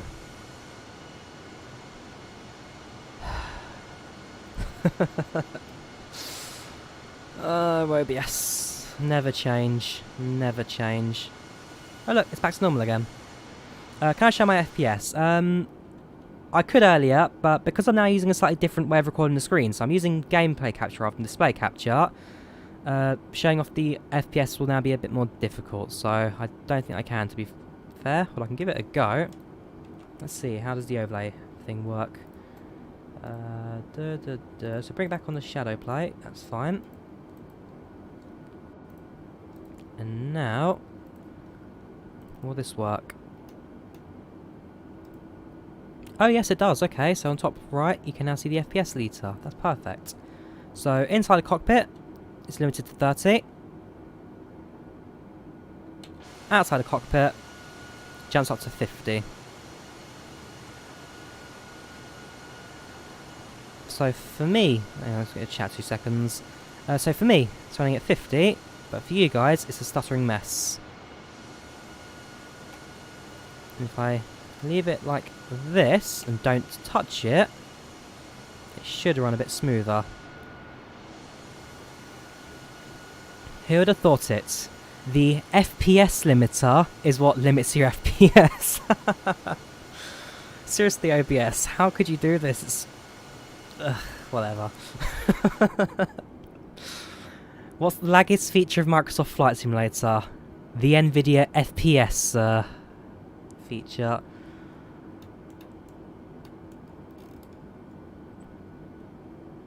So, now I'm going to head to our next waypoint, a Dookie.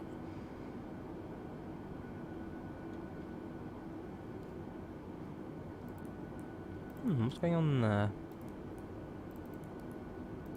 Just try and fix the flight plan slightly. There we go, that's much better. Do you reckon I'll release console version? Console, oh, when? Can't say at the moment, because even during the live stream on Thursday, the Cyber themselves said they have currently got no indications, no plans, no ideas as to when console version will release. It's PC on Tuesday, console soon. What GPU I use? I'm using an NVIDIA GTX 1660.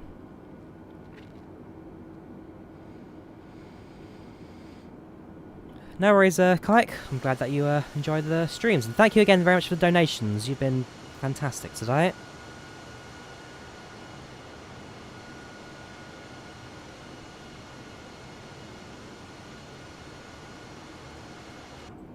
I really don't understand OBS. 1 minute it can be smooth, the next it can be horrible and slow.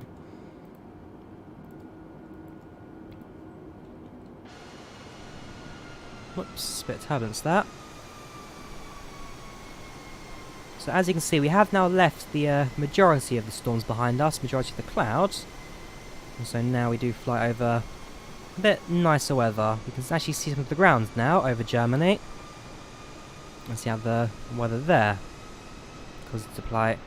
It's rumored to be around time of console. Yeah, of course it'll be rumoured around time when the new console's release, but like I say, there's no fixed date yet as to when we'll see the console edition of Microsoft Flight Sim.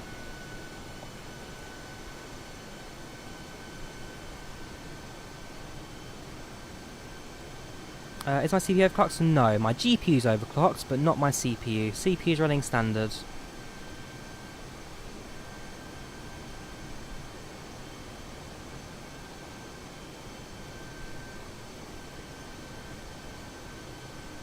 Clouds are different to what you saw before. My settings. Settings for clouds the same as yesterday. Clouds are running on high.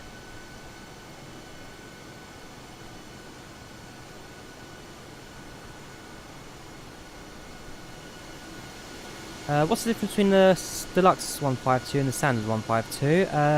Standard 152 is a G1000 panel. Deluxe is... actually no, I think Steam gauge is on default as well, so... I believe one's G1000, the other one is Steam gauges. FPS at Heathrow Airport, it changes depending on what aircraft I'm in, so some it can be faster than others. Looks really promising, absolutely. Absolutely. Everyone's spamming the same questions. You get that with a live stream because some people tune in late or they leave early, and so you do get the same questions throughout, but I don't mind answering them.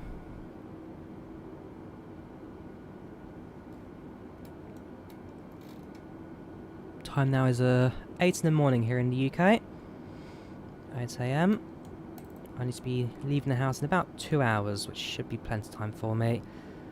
Would console version only be Xbox? Yes, so console version will only be out on Xbox. It won't be coming to PlayStation. You do need to remember that this is a Microsoft flight simulator, and therefore will come out on Microsoft platforms and not Sony, their #1 competitor. Standard 152 and Aerobat 152, there you go. Can it run on Windows 98? You'd have to do a lot of dark magic to get that to work on Windows 98, but good luck with that.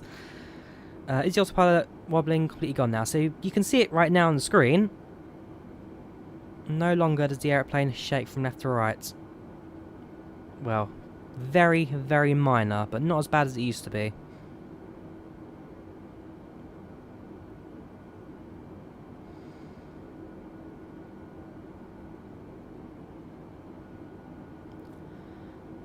Premium Deluxe releases on 22nd June 17th. Not from what I've heard, no. If you pre-order the game, can you play today? No. If you pre-order the game, you pre-order it for Tuesday. And I've not heard anything about Premium Deluxe giving an early release. From what I can tell, it's all midnight Tuesday. FPS right now, in the cockpit, limited to 30. Outside, you get 50. And see, look. Silky smooth again. No flagging, no frame rate, no nothing. OBS. One day you will make sense. One day we will figure out how you work, because again, people who were watching 5-10 minutes ago, you saw how laggy and stuttery the external camera was. Now, look at it. It's going like crazy. You keep asking me to do Vienna to Innsbruck. I've already responded to that. I missed one question there. How's turbulence? Turbulence is good. How do you know direction? So I'm using the FMS for my direction. So I've got a bunch of waypoints programmed, and we'll be using that to follow our routing today. So that's how I know where I'm going. Have a look. It's runway 19 right in use at the moment in Stockholm. So we'll set that for an ILS.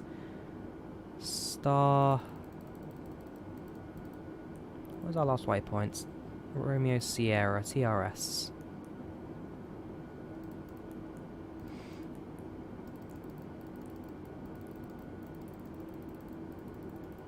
There's no Tango Romeo Sierra, so we'll just insert it direct then.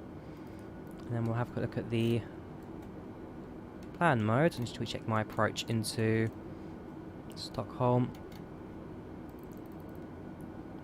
Oh, that's perfect. So we come on in, we fly alongside the airport, and then we come into land on runway 19. That's perfect. I couldn't have expected better, actually. So that's our approach now sorted in for Stockholm, and as soon as we're ready to land, we'll land. Triple screen taken into account in Flight Sim. I only have 2 monitors, so I can't take that triple screen, I'm afraid. What do you feed the passengers? That's down to the cabin crew to decide. AI traffic sets to real world traffic, so perhaps after the flight I'll show you how that all works, but we have got that set to real AI traffic. Currently we're on high settings at the moment.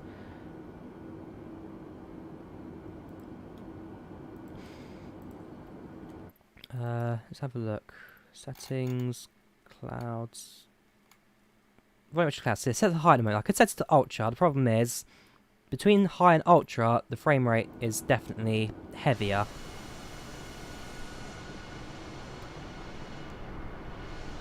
Ultra clouds certainly do require a little bit to run, but for the most part, it works more than enough. So we'll tune that back to high again. Also, I'm going to upgrade that to 16 times as well, just for slightly better running.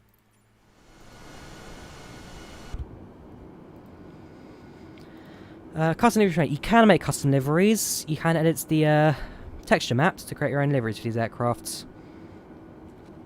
ATC is currently turned off. I'm not using air traffic control today. We're flying free range.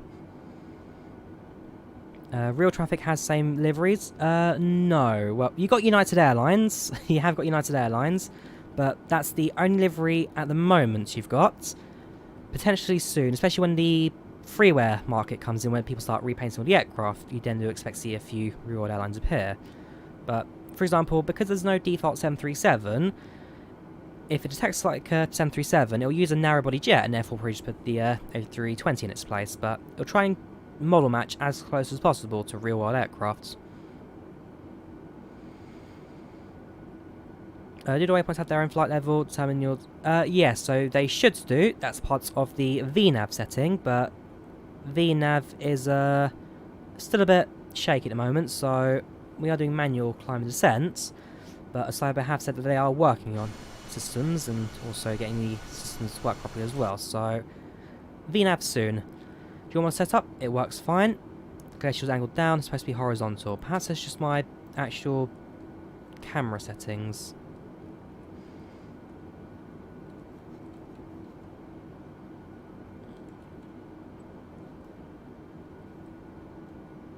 Real liveries are coming, yes. If Asobo don't do them, freeware developers will definitely do liveries. That's a given. The file folder structure looks similar to original FSX, but there's a lot of changes in there, although it's easy to navigate. I'm not sure if I can talk about the file structure just yet, so we'll leave it at that. So there are a few things that I can't quite talk about just yet with Microsoft Flight Simulator. Some stuff not until Monday, some stuff not until Tuesday, so I'll need to quickly double check what the rules allow.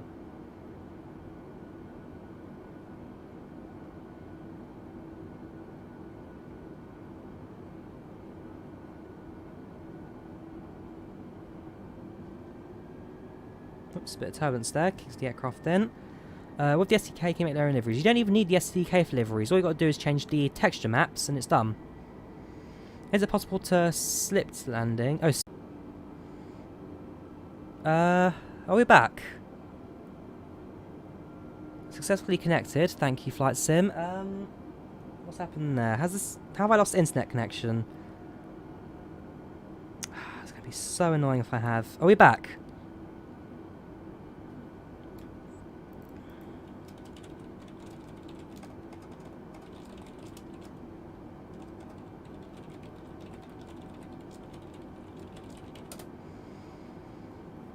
Sorry about that, my internet connection dropped.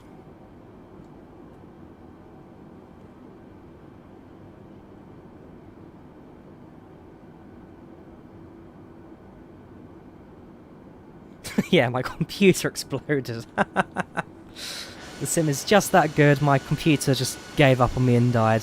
That's very strange, my internet just dropped out there for a moment, so how very odd. Well, as long as it's back now, everything's running smoothly, we can continue. Yeah, so the wing views. You get 2 wing views. You get left wing, you get right wing. No cabin yet. What's my internet speeds? My internet speed's 180 megabytes per second download, 20 megabytes per second upload. Sorry, megabytes. I get confused with that. Millibytes. Yeah, my internet completely drops out there, and so I do apologise for that. I hope none of you guys have disconnected or tuned out stream thinking it's over, because, well, that was just my internet deciding that it gave up on live. It couldn't handle the simulator anymore, and it's like, F this, I'm out. Yeah, now the frame rate's going to be a bit funny for a few moments. Do Microsoft provide sick bags? I'm not sure. Perhaps if you get the CD version, if you get the disc version, then you can use a sick bag. Can you fly over Altola? Whereabouts is that? Love the view of the Baltic coast. Oh yeah, it's beautiful. It's just a shame that the frame rate on OBS decides that it can't handle it. Oh, now it can. Now it can. Kind of.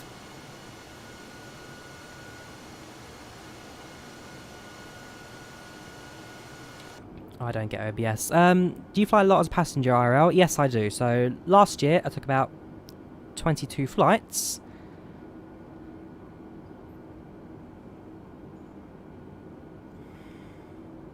I'm going to mute this guy now because he keeps spamming the same thing. So, sorry about that. He's gone. How long till landing? Around 30 minutes. Am I a real pilot? I do have some flight experience in microlight aircraft and gliders, but I wouldn't call myself a pilot, no.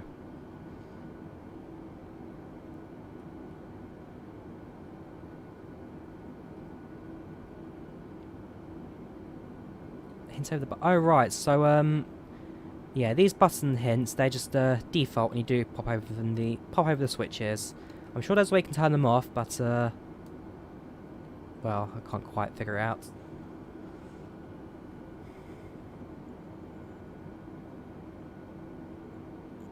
We're not flying over Vienna today, we're flying from Milan to Stockholm.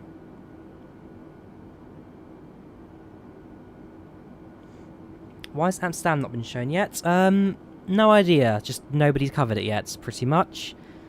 There's no airport in the world that I'd say people have really hidden from view, because they're all rather good. I mean, okay, the hand-built airports are certainly better, because they're all hand-built and therefore have the quality in them. But even the default airports aren't too bad. They really do look their part. It's to Mach 3. I mean, if I could get the external cameras to not lag, that would be phenomenal, first of all.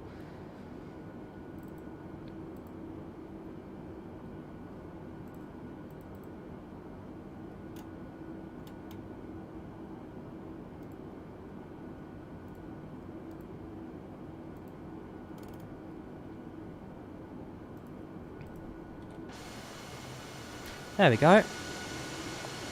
That's better.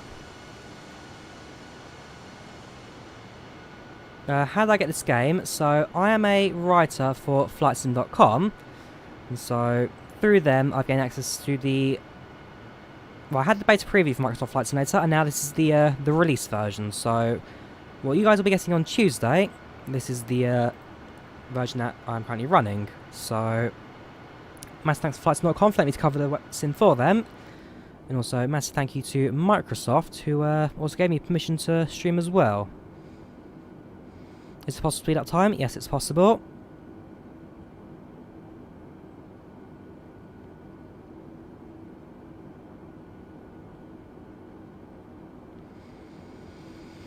You spent hundreds on Orbex Halon sceneries, but the fact is with Microsoft Flight Simulator, you don't need the Orbex Halon sceneries. The whole world looks as good as it does.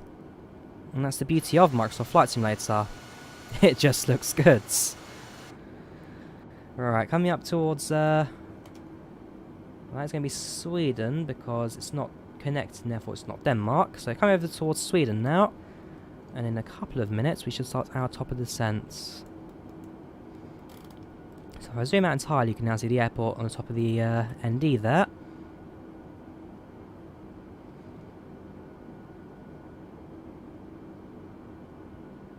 Contrails will come soon, so they confirmed on the Thursday stream that they are currently rebuilding the what's it called? Rebuilding the effects engine, and therefore you'll get new effects like engine contrails, you get smoke effects, you have tyre smoke when you touch down. All that sort of stuff will be coming soon, as they're currently just rebuilding all the effects engine.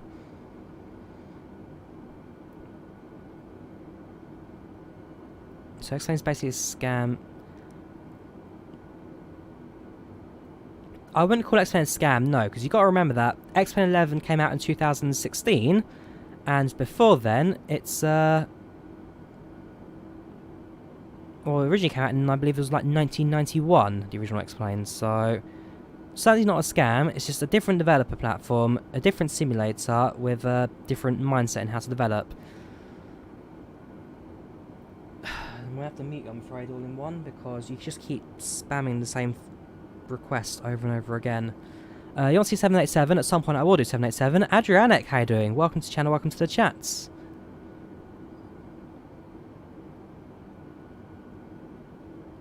I do have a lot of respect for Laminar Research and X-Plane. I mean, they're a small developments team, but what they've achieved is fantastic. I mean, X-Plane was always Austin Meyer's vanity project in being able to fly a flight simulator with realistic flight dynamics. He has a story that, I believe somewhere on the internet. Basically, back in the late 80s, he was doing his PPL, doing his pilot's license, but he always kept failing the practical. And so for him, it's because he never had a simulator or never had a software that could properly simulate flight dynamics. He used the old Microsoft flight simulators at the time to practice flying, but they never felt good, and they always felt very computed. So he developed a flight simulator that used a technology called blade element theory to sort out the flight dynamics, and he used that to help him with his real-world flying, because what blade element theory does is it calculates the airflow around the aircraft based on the shape of the wings, the shape of the fuselage, and then uses the shape of the aeroplane to determine how it flies. And so he's got a video somewhere where he talks about his past inability to pass his license, and how he developed X-Plane and built X-Plane in order to help him with his real-world flying.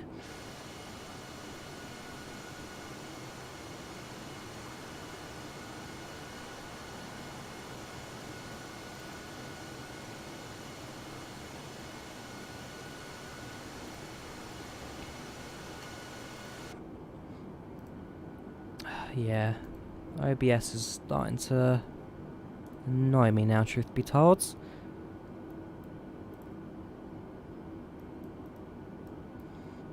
I mean, if Squirrel and Obsidian both move to Shadow Play, then I might follow suit and join them.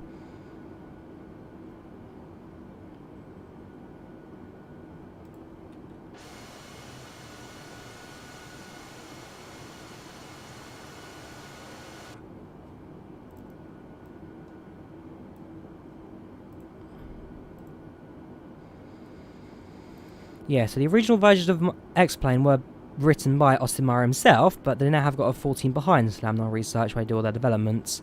How much disk space is required? So 150 gigs. In total, 147 gigabytes I've got installed. It's a 20 gigabyte installer launcher, and then 127 gigabytes of content. Oh, the airflow just changed there, so I've pushed the airspeed up a little bit. There's a bit of turbulence as well, so let the aircraft slow the airplane down a bit. Strong bit of turbulence there.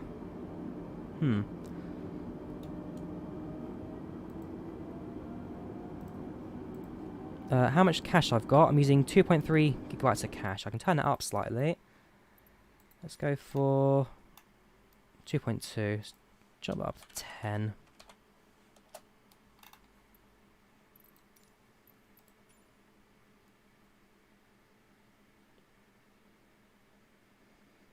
Ah, okay. This may take a moment. You can feel the wind rocking the airplane. Yes, you can. So, wind effects and flight dynamics are all properly simulated. Just give it a second to update the cache.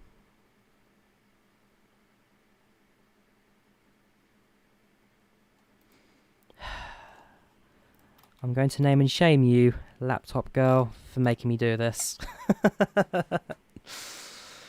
Don't worry. Welcome to the stream, Authentic.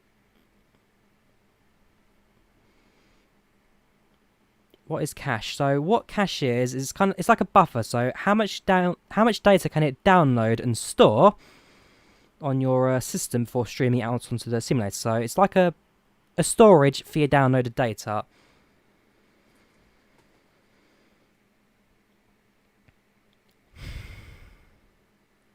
And in this case, something that will take a lifetime to load. I should have checked that before updating, shouldn't I?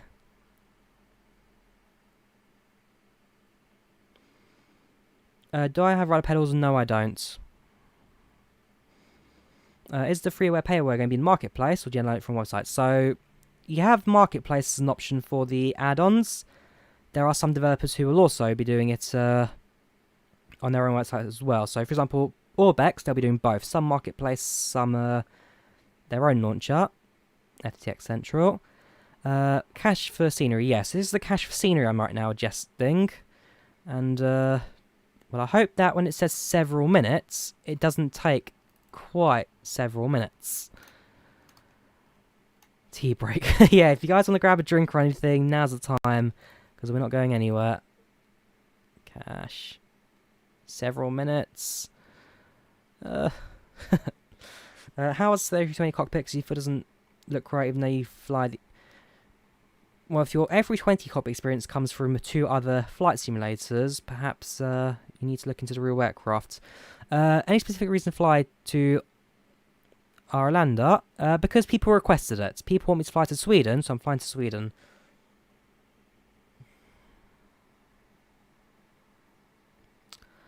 Well, this is embarrassing.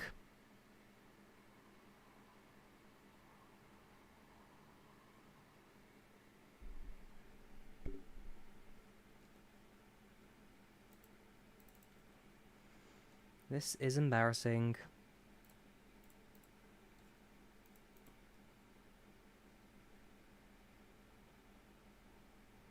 Hello again. Several minutes. Well done, Drawyah. After cache check, can you do a long press EP? Yeah, let's press the power button for a few seconds, see what I can do there.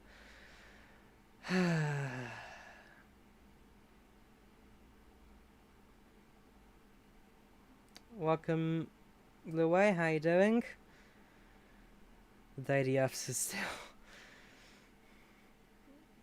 There should be a back button. The fact is, because it's now modifying the actual simulator on a deep level, means direct effect. Oh, here we go. We're done. Hey, we're going again. Right, I'll hide the webcam again since I know that it can be a bit CPU heavy. Right, let's continue.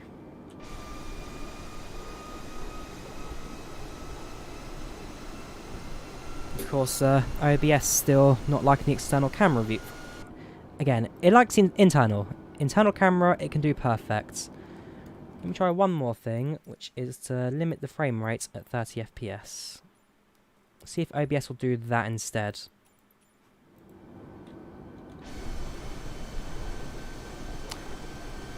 Yes. Yes, it does. Okay, pro tip for those who plan to live stream and use OBS. Limit your simulator to 30, because then it works better.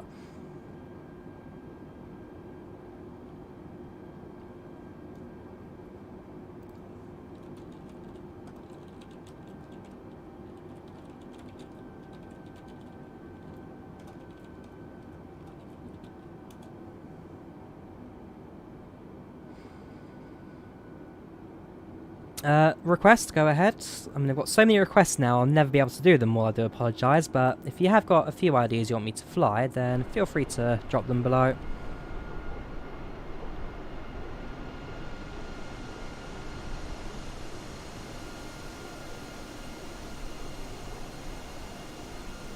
Oh yeah, the lighting, the weather, the scenery is fantastic. Okay, we're at 30,000 feet right now, so I don't expect super high quality ground textures from 30,000 feet, because don't forget, you are rendering everything. You're downloading satellite information for every bit of scenery right on down to the horizon. So a few people say the ground is blurry, but one, you're downloading everything, like even that bit of land over there you can't see, and two, I mean, that's kind of a natural effect as well. So that is the Haze Blur, and so depending on what altitude you're at, and depending on the weather effects and the atmospheric conditions, the ground at 30,000 feet won't look as sharp as in an aeroplane as you'd expect. Download time for FS20, so the Premium Deluxe for me took about 5 hours to download. That's 180 megabytes per second download speed, 5 hours.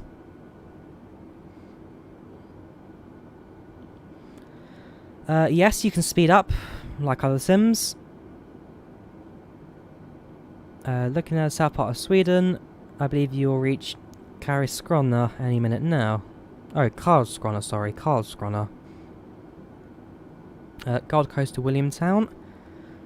Live or preview. This is live. So this is the release version of Microsoft Flight Simulator on a live stream. I'll even put my webcam on.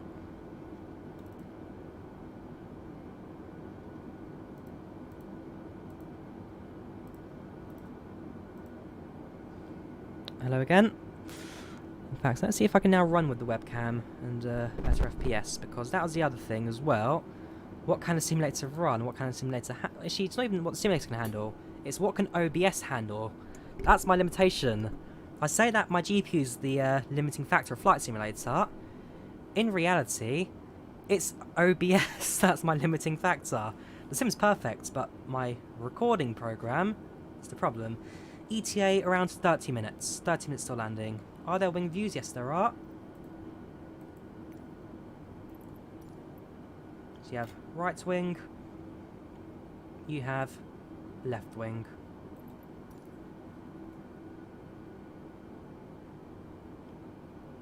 Yeah, webcam's still playing up again, so get rid of the webcam and we'll just fly without it.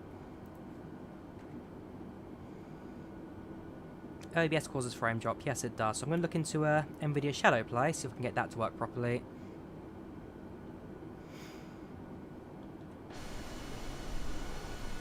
Share thoughts in North Africa. Not today, but at some point we will do.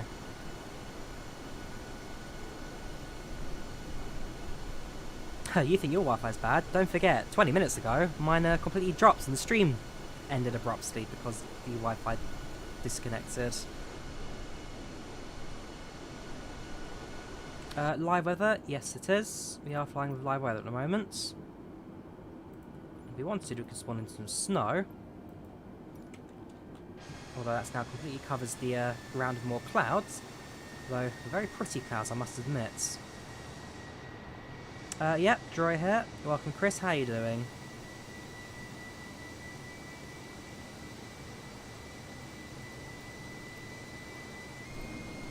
What's my altitude? We're currently at 37,000 feet. Flight level 380. Welcome Pop, how are you doing? Welcome Evox, hi all new here, welcome to the channel, welcome to the chats. Imagine hurricane weather in the Caribbean. I mean, I did monsoon weather in India on Friday. Monsoon weather is difficult enough. Hurricane, I can imagine, is going to be 10 times worse. Will you update your graphics settings once it goes live? Yes, I will do. So at some point, I will do an updated graphics video. I talk about what my simulator is now running and things that I've changed since then. Wi-Fi on a desktop? Yes. I mean, I'm nowhere near the router, and so as much as I'd like to do a wired connection, there's no way for me to do it, because my router's downstairs, and I'm upstairs in the bedroom, so if I could do wide I would, but I can't. ETA destination, just under 30 minutes now. We're descending. Essentially, when the airport gets to about 80 miles of us, then we start our descent.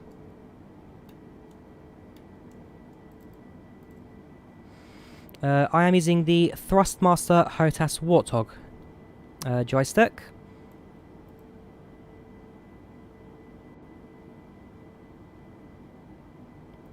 When it's landing, like I say, 30 minutes till landing.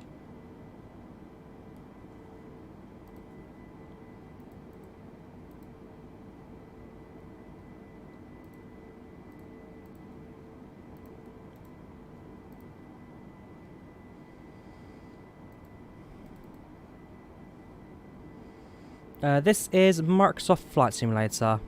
Microsoft Flight Simulator 2020.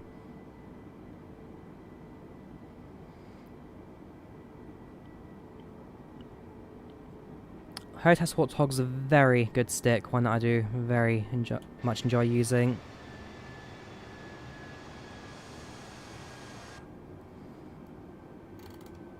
For some reason now my cockpit FPS has dropped a little bit.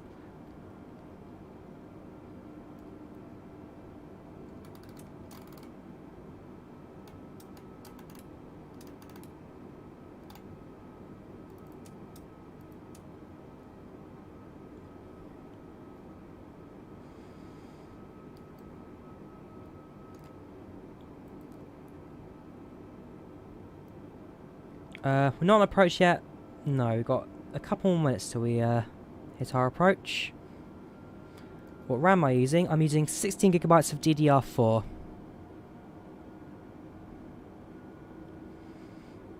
How much are Orbex sceneries do you reckon for F20C? So they're pricing for Orbex sceneries in Microsoft Flight Sim.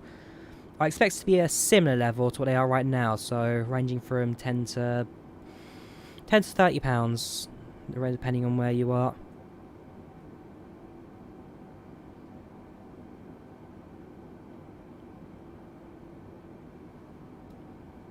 Welcome back, Yoda. How are you?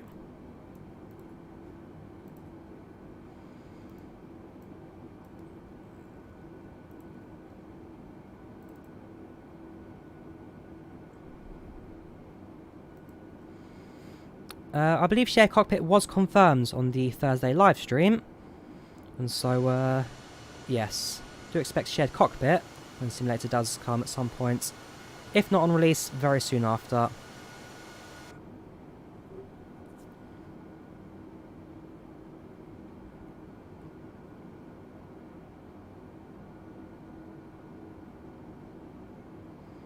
How old's the computer? I mean, it's always being upgraded with new parts, so some spec is mid-2010s, some parts are relatively new.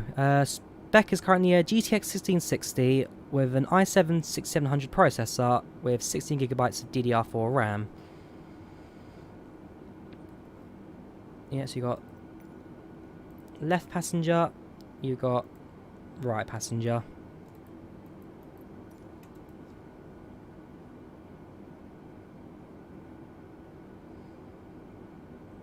No interior.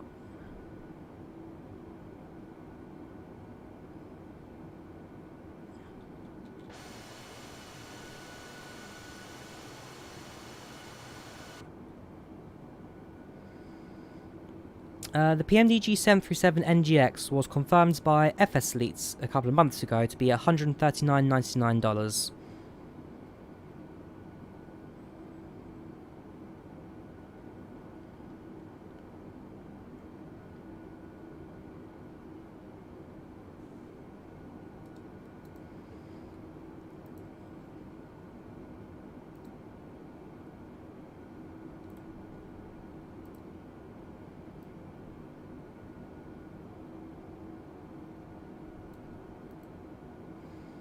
I need to check something.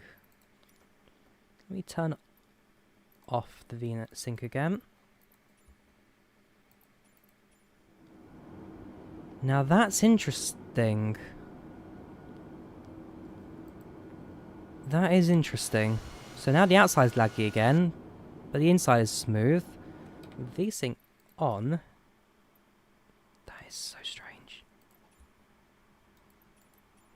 Now this on, the cockpit runs a bit slower, around 20 FPS. Well, this runs silky smooth 30.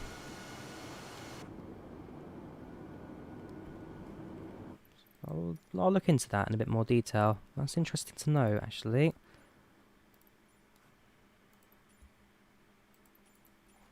Very interesting to know. Can you move in view? Wireframe limit 30. Because I'm encoding right now in 30 FPS, it just makes sense. So I can record in 30 and share everything in 30, basically. It's better to do it like that than to... So if you watched some of my earlier videos, I was doing that in 50 FPS, but recording, streaming, uploading to 30, and as a result, it meant that the simulator was a little bit on the slow side, admittedly. So the reason for that is because, as an encoder, how it works, if I'm compressing it down from 50 FPS to 30, well, you can't divide 50 by 30, you can't divide 5 by 3. If I was doing 60 to 30, you can, you divide by 2, but because it's compressing 50 down to 30, it will miss every few frames, and so it's just a case of tweaking it slightly in order to run everything smoother. So that's just the magic of how recording software and encoders work, and something that just takes time to tweak, get running right, and eventually you'll be running fine. So it might be worth getting a frame rate limited on the outsides.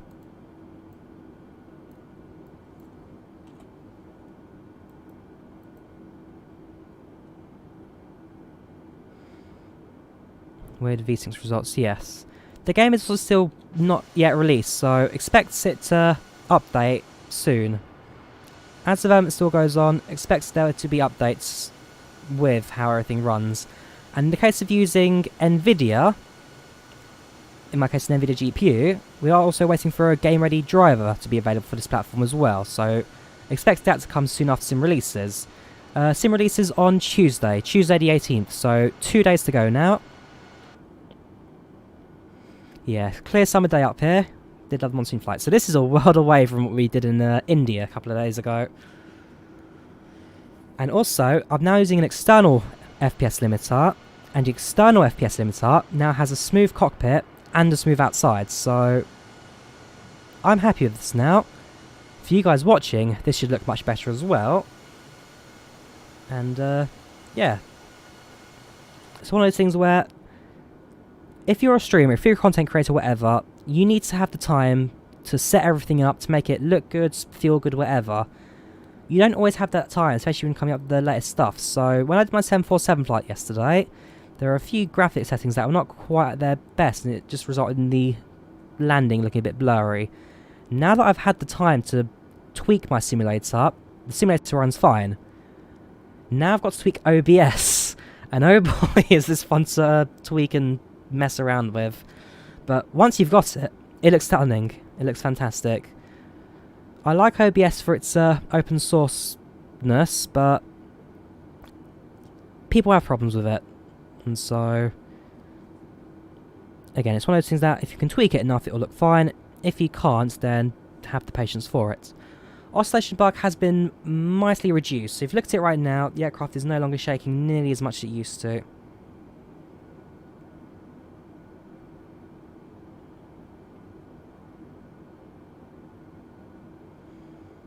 Ooh, I got an email from Estelle Martins. I apparently have just earned $8.5 million US to claim a shipment from somewhere. Interesting. I am going to delete that email.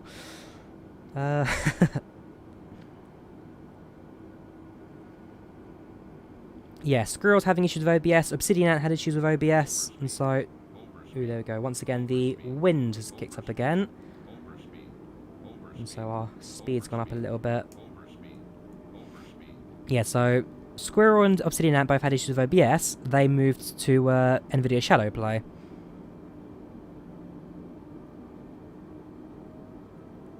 at the rate things are going, I might be joining that list. But it looks alright for now. Whatever I've tweaked has seemed to have fixed it, so we'll see how it goes. Can we do engine view? Let's have a look, shall we? Yeah, let's move out of the way so we can actually see the sim. So no, no, no, no, nope, nope, nope, and nope. Showcase camera.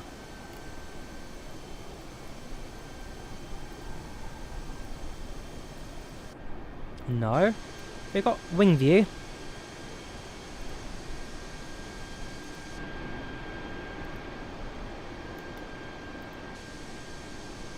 Which external frame rate limiter I'm using? I'm using NVIDIA control panel. If you ever want to limit your FPS and you have an NVIDIA card, always use control panel, because control panel is without a doubt the best tool out there. It works directly on the GPU and therefore just does its job properly.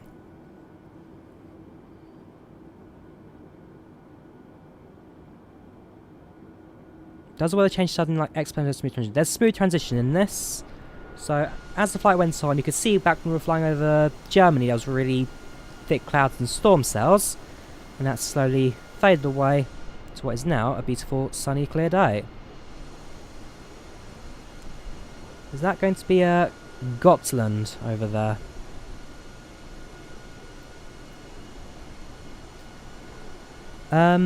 I'm using high settings, not ultra. I'm using high settings, and yes, my spec is a GTX 1660 with an i7-6700 processor and 16GB of DDR4 RAM. Have I done night flights yet? Yes, I have. I did have a video on it, but once again, the encoder botched the quality of it, and so I actually took it down. But we will do a nighttime flight again at some point. We'll do it properly. Orbit Airlines. Oh yes, we do miss Orbit Airlines, World Travel, Pacifica, Landmark. Who else was there? There's a few other airlines as well from the old FS 2004 days. GPU usage and temperature. Well, the easiest way to show you that would be my overclocking settings. So, 67 degrees, 68 degrees centigrade right now. GPU's running at. Fans at 92% usage.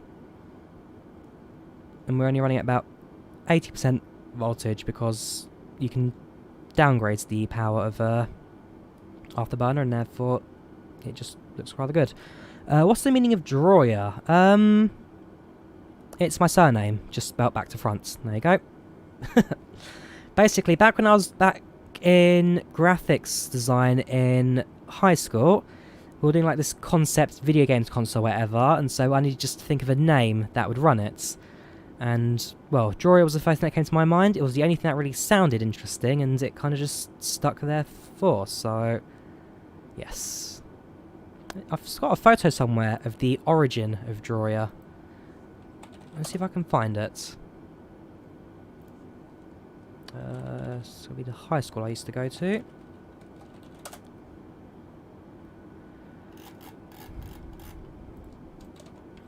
Oops.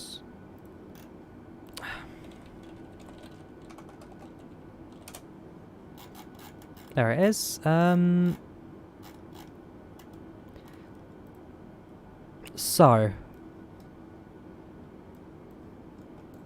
back when I was at high school, I was doing graphic design. You had to create like a video games console. And so that there is the earliest rendition of the Drawyah logo. I mean, I've got the new logo now, but if you remember the old logo, it looks quite similar to that. And, well, yeah, this was the early days of Drawyah back when I was doing graphics design at high school. So, there you go, a little bit of a history lesson for you. Graphics settings now currently set to high.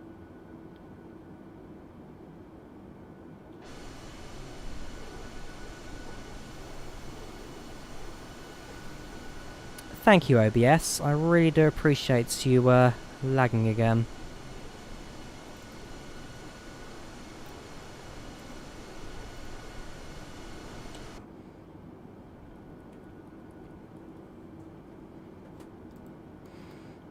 Engine sound alright. It sounds like an A320. Last 2 days were the longest for your life. Well, you think 2 days is long. I've been waiting 14 years for a Microsoft Flight Simulator. 14 years since FSX released back in 2006. Then we had Microsoft Flight in 2012, and we don't talk about Microsoft Flight, it never happened. And then we got this.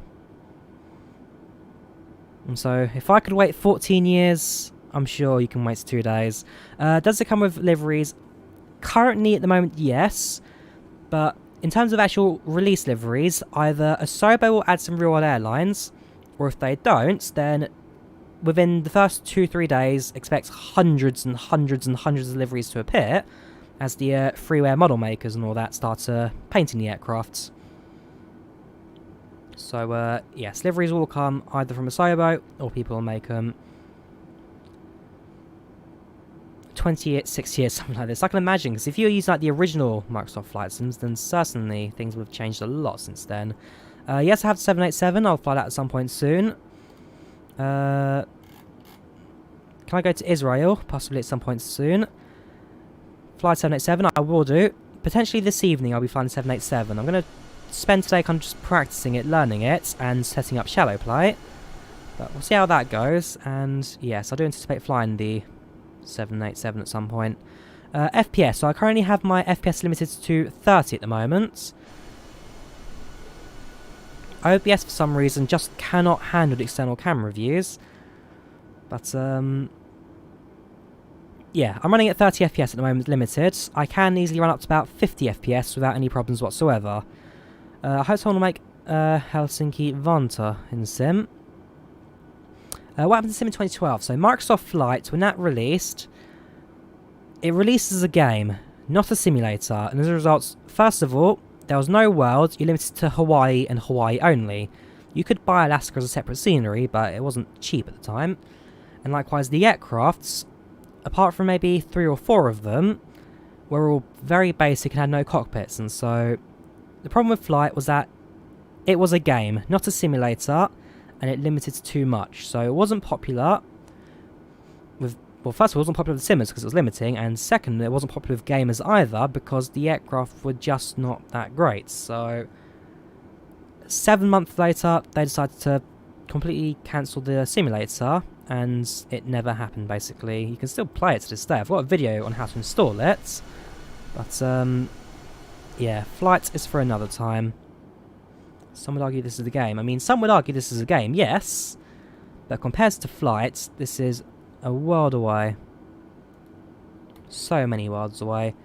Right, descending approximately 5 minutes now.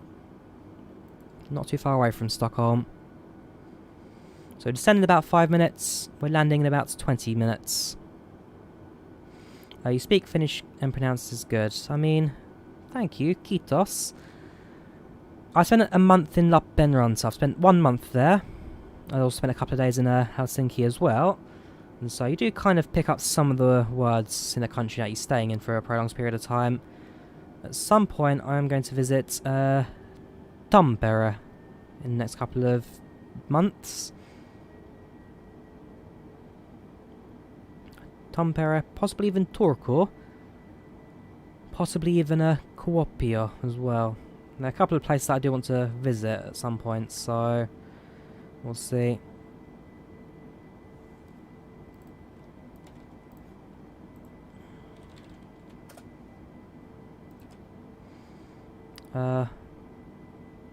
Satoyaki, Shlasloki. So currently over Sweden at the moment. Currently over Sweden. Most of my settings are set to high, yes. Do you experience stutters and lag specs? No. For me, the simulator is silky smooth.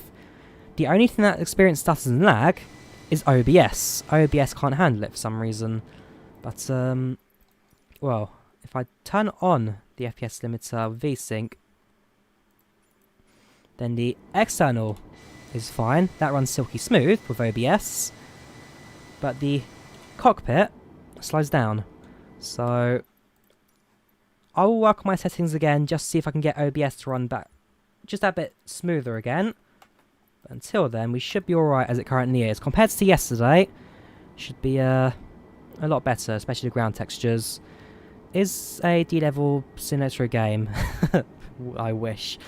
Orlor is close and beautiful. Interesting. Perhaps I'll pass by and visit. Is it just me, or max testing can't run above 30? With a flight simulator, you don't need anything more than 30. You don't need anything more than 20. The FAA, the Federal Aviation Authority, states that for a simulator to be simulator worthy, you need to be running at 20 FPS minimum. Which is, for example, why if you run X-Plane 11 and your graphics settings are too high and your sim is at 20 FPS, it will slow the world down, because by slowing the world down, it can keep the sim at 20 and therefore it's FAA approved. So that's the big thing. How I considered overclocking my GPU? Way ahead of you, bro. Way ahead of you. Core clock's plus 200, memory clock at 790. I could probably boost that to 800. Very risky overclocking while streaming on a flight simulator. And so I've now just increased my risk of actually crashing the platform. But hey, it is what it is. Icing at 20 to 30 FPS is a myth. It's just an old wives' tale. It's not something that is true. Your eyes can see much higher than 20 FPS, 30 FPS. OBS is a recording stream software, yes it is, and it's also a very heavy tool to run. It takes a lot of tweaking to get it to run right, but once it works, it works. Are crashes common in Microsoft Flight Simulator? No. Definitely not. Is this live? Yes it is. Welcome Mark Ruzanov, how you doing? Oh, you don't overclock, it's bad for your equipment. Overclocking is not bad for your equipment per se. It's certainly not bad. There are better ways of doing it, but there are also much worse ways as well.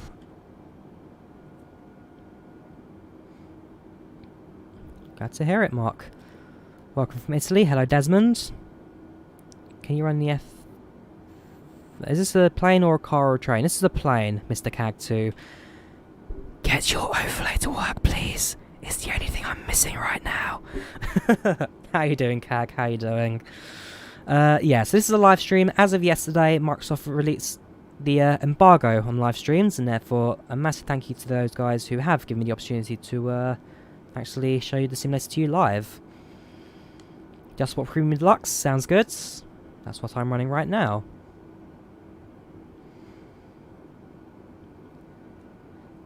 Right, let's start our descent, shall we?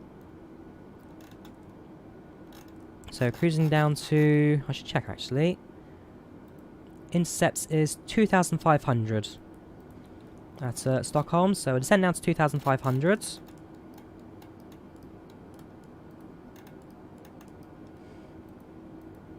Pull on that, and descend at 2,500 feet per minute.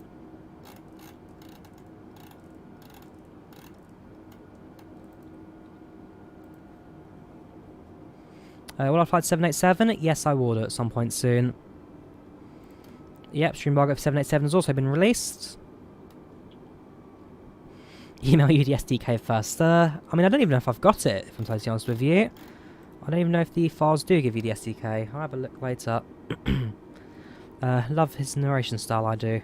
You say that, a lot of people seem to really dislike my voice, so... First it's my voice, and then you guys earlier on, when I turned off my webcam, told me the stream was much better, so... They hate my voice, you hate my face. It's a win-win scenario. I take it all to heart. I love you guys. I really do.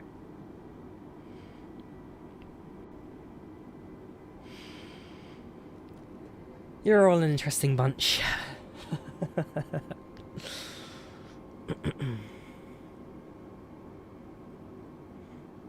But hey, I love you. You love me. We're a happy family. How does the rest of that song go? What would be the fastest plane to do around the world in? I believe the fastest airplane with a maximum max speed is the 787, closely followed by the 747, followed by the A320. So 787 would be the fastest airplane to go around the world with. The problem is, do you have enough fuel to do it? So you'll need to make at least one stopover. possibly 2, depending on which way you go around. A lot of beta testers who make content don't know how to fly a plane. Well, that just comes down to the media source and who actually has access. So some people are definitely more knowledgeable of aircraft than others, and so it's just kind of being able to get that balance. Because, for example, IGN, they got a lot of criticism of how they flew the aeroplane, but at the same time, IGN's coverage has been phenomenal for this platform. They've done a very good job at showcasing it through and through. So, okay, they might not know how to fly an aeroplane, but they're still a massive, reputable brand. They need a 350. You're from New Zealand. Also, someone asked about an Australian or New Zealand accent. No, I can't really do accents of anyone. Yes, random. Sounds like a Birmingham accent. You are correct, sir. My father's from Dudley. It's a Midlands accent I've got. Midlands crossed with London.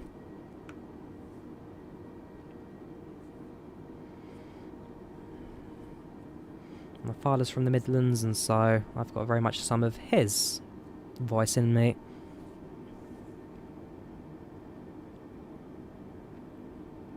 What buttons do you use to move the aircraft about? So I use the Thrustmaster HOTAS Warthog. I've got the stick, I've got the throttle.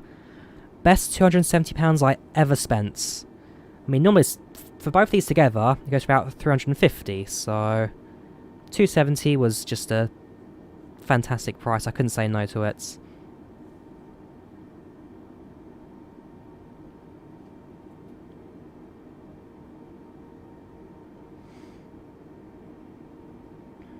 Passing through 28,000. Let's get to meta information now for SR.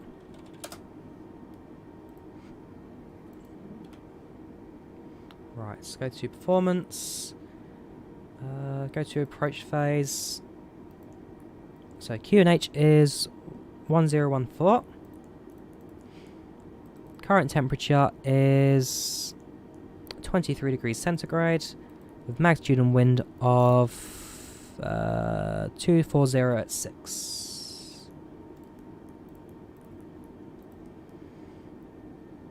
Transition altitude will be 8,000.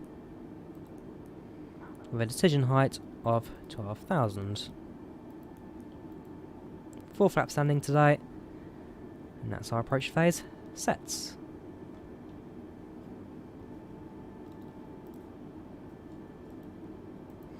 Do you think you may invest in Thrustmaster's A320 setup? Probably not.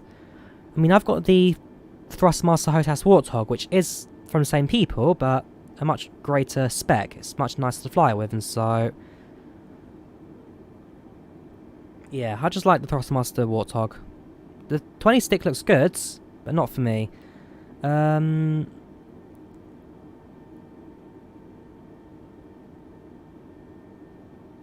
me 2 seconds. Let me check the chart again. I might have put that in wrong, the decision heights.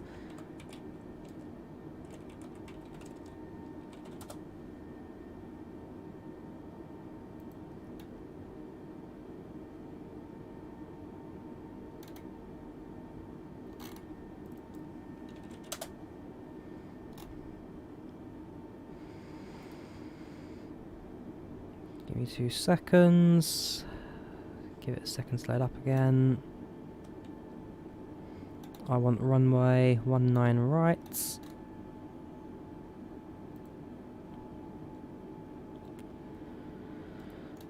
Let's have a look.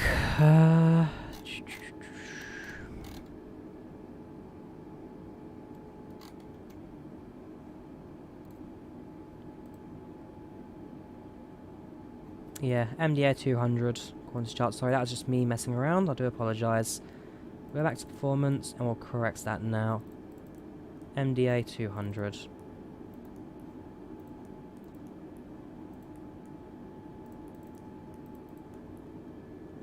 Right, that's a bit better. Hope it arrives for Stadia or GeForce Now. Do people use Stadia? I thought that was a flop. You're a real 320 captain. If you have any questions, don't hesitate. Sounds good. Much appreciated.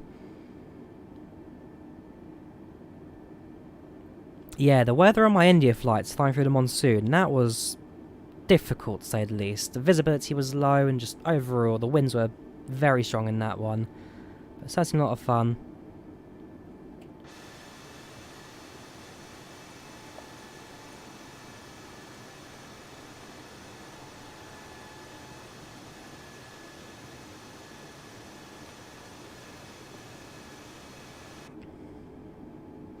Do I like the 320 or 787? I mean, I haven't really flown the 787 properly yet, so at some point I will do. I can probably get you back with a better answer than I could answer now.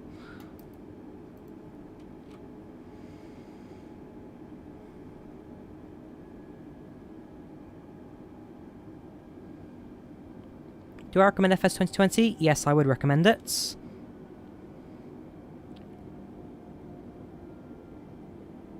Cloud gaming is the future. I mean, cloud gaming will certainly help with a lot of people running on weaker systems. But, at the same time,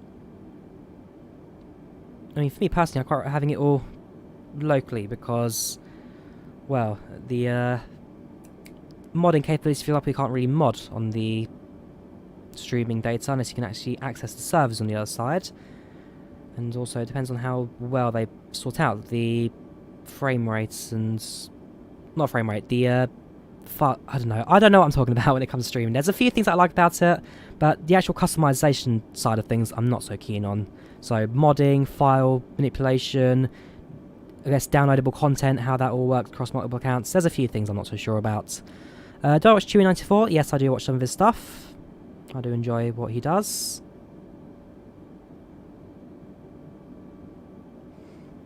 Starts on the airplane now down below 250 because again VNAV isn't quite working, so a bit of manual fun operation it is. Slow the plane down, get to below 10,000, we'll make the descent rate a bit shallower as well, and then we'll start bringing the aircraft into land. Quality Wing 787, so until they make a version 4 Microsoft Flight Sim 2020, you can't use the FSX quality wings in the Microsoft Flight Simulator.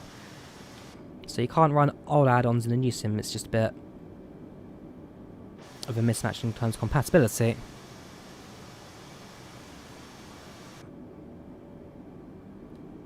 Passing now through 12,000. I wonder if we set the weather to snow again, what's the cloud look like right now? Okay, we're still not even passed through the cloud there yet. Because I like the snow effects. The snow in Microsoft Flight Sim has proper shader effects, so the ground turns white, especially in airports where you can actually see the snow actually populate the ground as well, and the snow in the sim is phenomenal. At some point I'll do a flight just dedicated to snow. Right, let's us start slowing down our descent rate now. I said slow down, wrong way. We'll go 1,000 feet per minute. Slow the plane down. And get ready to start with our landing config. Can I do a tutorial for the FMS? At some point I will do.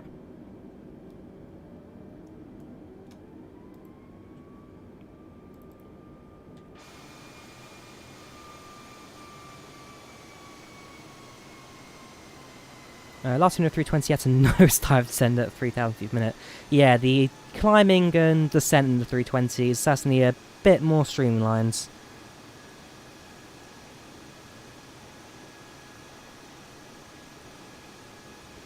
I mean, the maximum altitude is about 450,000, 400,000 in Microsoft Flight Simulator, so you can get into a low Earth orbit. It'll give you a 1 out of 10 for airmanship. Aww. Can I fly to outer, potentially? Landing lights on. Set the altimeter to... where is it there? 1014, was it? Also activate approach modes as well, so... I'll say approach phase, 1014.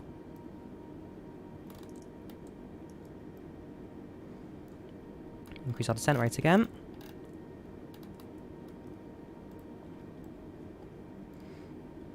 Will I consider some VFR flights? Definitely. Definitely.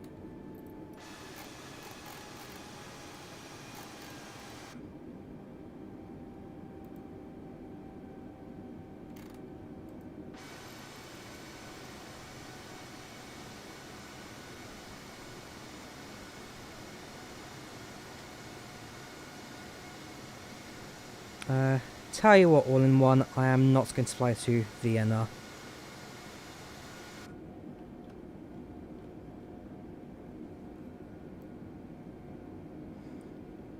That's one. Slow plane down. Yeah, I forgot that the flaps limit is at 220 knots, so slow plane down before I accidentally damage it. There we go. They just look so real you could lick it. I mean, they are good, aren't they? They look so real because they are real. It's satellite imagery.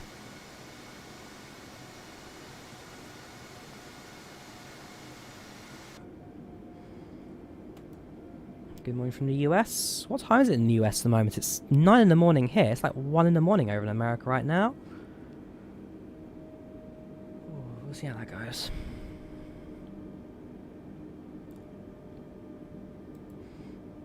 Does manage speed not work? No, not yet. VNAV calculations aren't fully working yet in the Microsoft Flight Simulator, at least in the A320, so there are a few systems that need a bit of tweaking here. In the UK right now it's 10 past 9. 10 past 9 in the morning.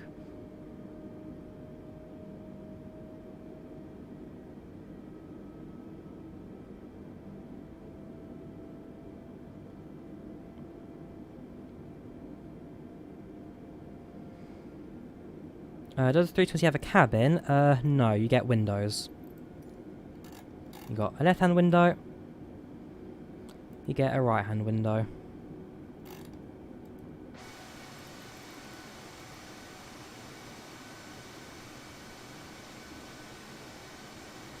See some cars there on the motorway.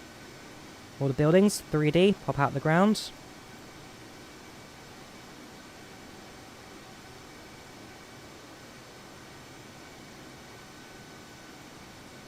I mean, that looks good, does it not?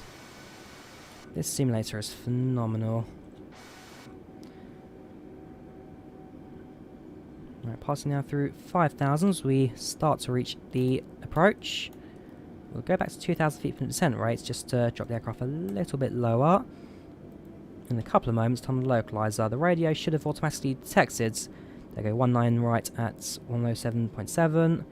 Of course, it's a bit off, so we'll set that to oh no, course 190, so it's got that. It has detected it, which is perfect.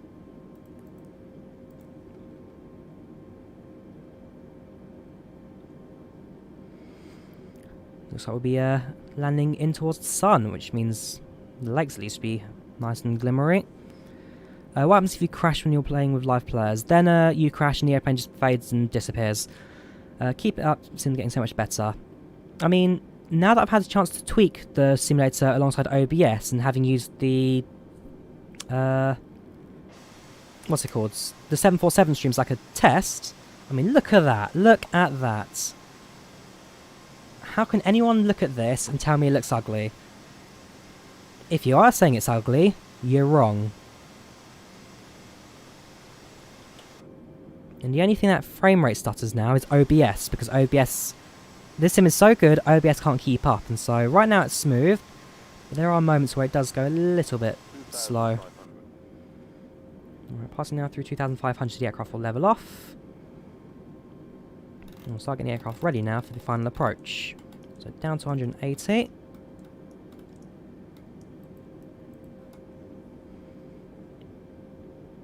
We did Tokyo, Japan yesterday, flew there from Seoul, South Korea.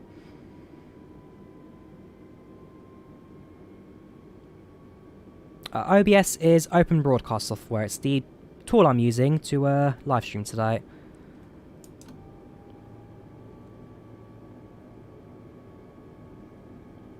Right, there's the airport. We shall arm the spoilers. set the braking to medium. When we get to about 10 miles, we'll then lower the landing gear. In fact, we're at 10 miles now, so gear down. And slow the plane down to about approach speed, which is 149 VREF.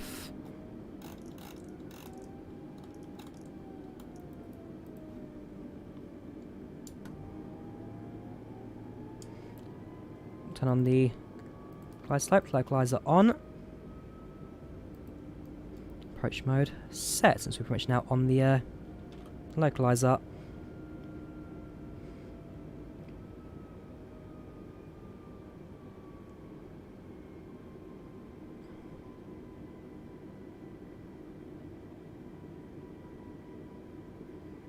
So, as you can see, the airplane's doing a much finer job at keeping the two diamonds centre, and the approach is definitely looking a bit better. Ground's blurry textures, those are partly down to the internet speed, partly down because of the fact I was messing around with the cache earlier, and therefore the cache is looking a bit iffy now. I'll continue to tweak the simulator and get it to look a bit better, but as time goes on, that's just something that I will tweak. Landing lights are on, that's all set. Gear down, 3 greens. Brakes set, flaps down, spoilers armed. Pre-landing checklist complete.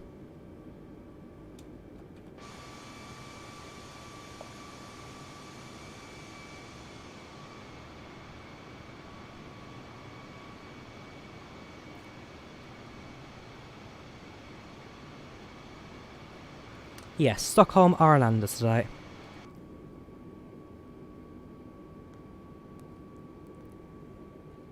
Lights are on. Yes, they are.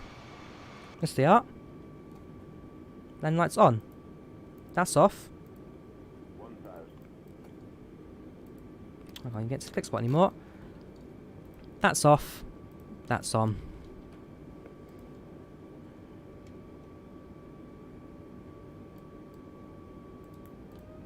Oops, not that.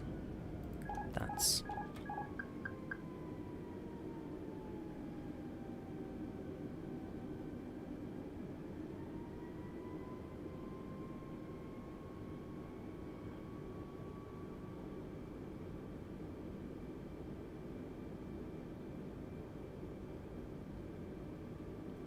We're a little bit low, so we'll adjust the heights there slightly.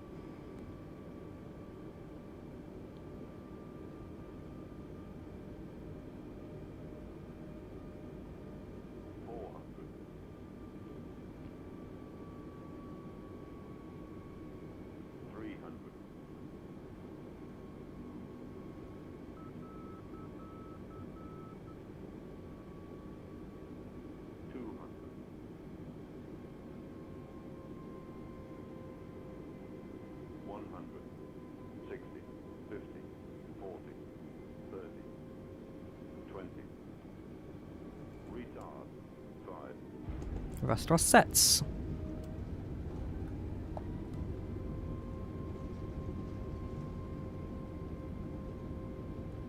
$80 knots. 60 knots reverse thrust cuts.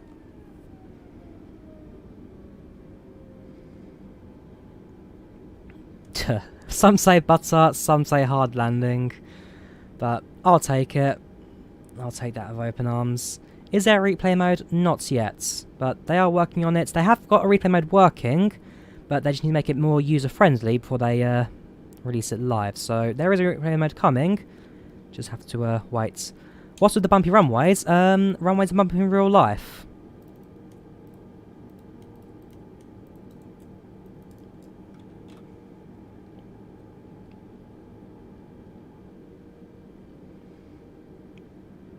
Simulator releases on Tuesday, so expect to release there to come very soon. Make sure my brakes are actually released as well.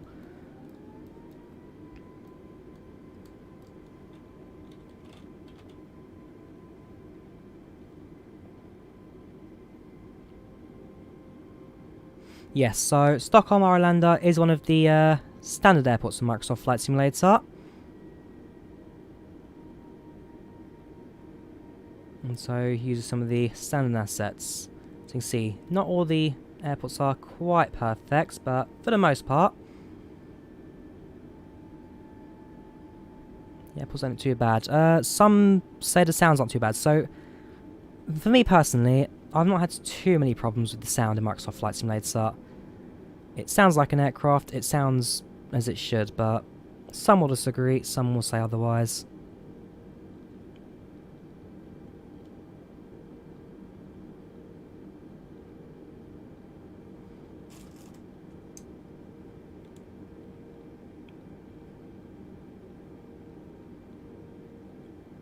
And stop. Parking brake set. Flaps are up. Flaps are up. APU bleed active. Engines off.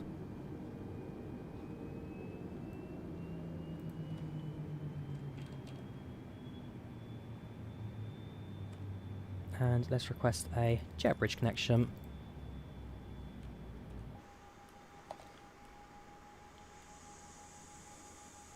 Also make sure that the lights are correct as well, so landing lights off. Strobes are automatic, beacons off, navigation logo, we'll leave it on. So, that was a flight from Milan Bergamo to Stockholm Arlanda.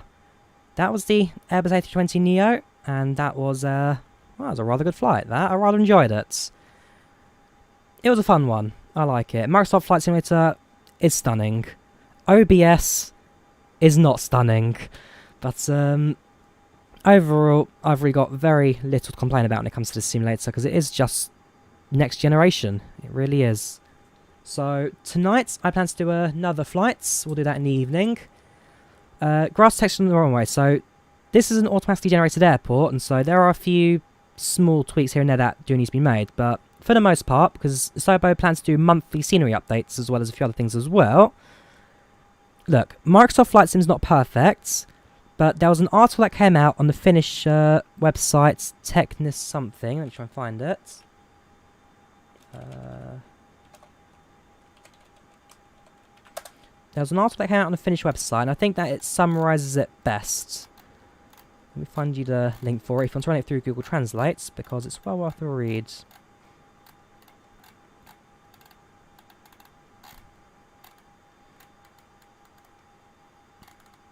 Oh, I can't find it anymore. Okay, basically what it says is... oh, there it is. Technikatalos. Basically what it says is, this simulator is so good that any complaints regarding its scenery come down to the smallest of things, like a building in the wrong place, or the road goes the wrong way. It's a very, very nice simulator, and one that runs really smooth regardless of what system you're on. I like it. Microsoft Flight Simulator is fantastic. That article there is probably one of the best in terms of summarising it, so just run it through Google Translate and you can read it.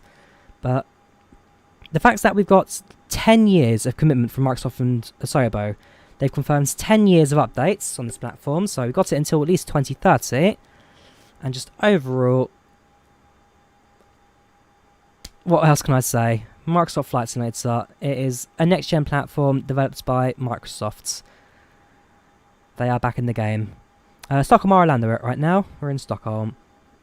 So, I'm going to go back to tweaking my OBS settings and getting OBS to run smoothly, or try Shadowplay instead. I'll decide later. I'll get back with Microsoft Flight Sim this evening, but well, this is Microsoft. It's alongside Microsoft's. They created Azure AI. Microsoft created Azure AI. That's a feature that's developed into a thing.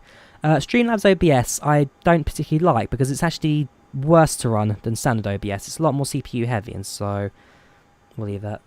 Don't believe 10 years of updates. I do believe it. Microsoft are here for the long run. It is nice. Thank you very much, Kike, again. Much appreciated.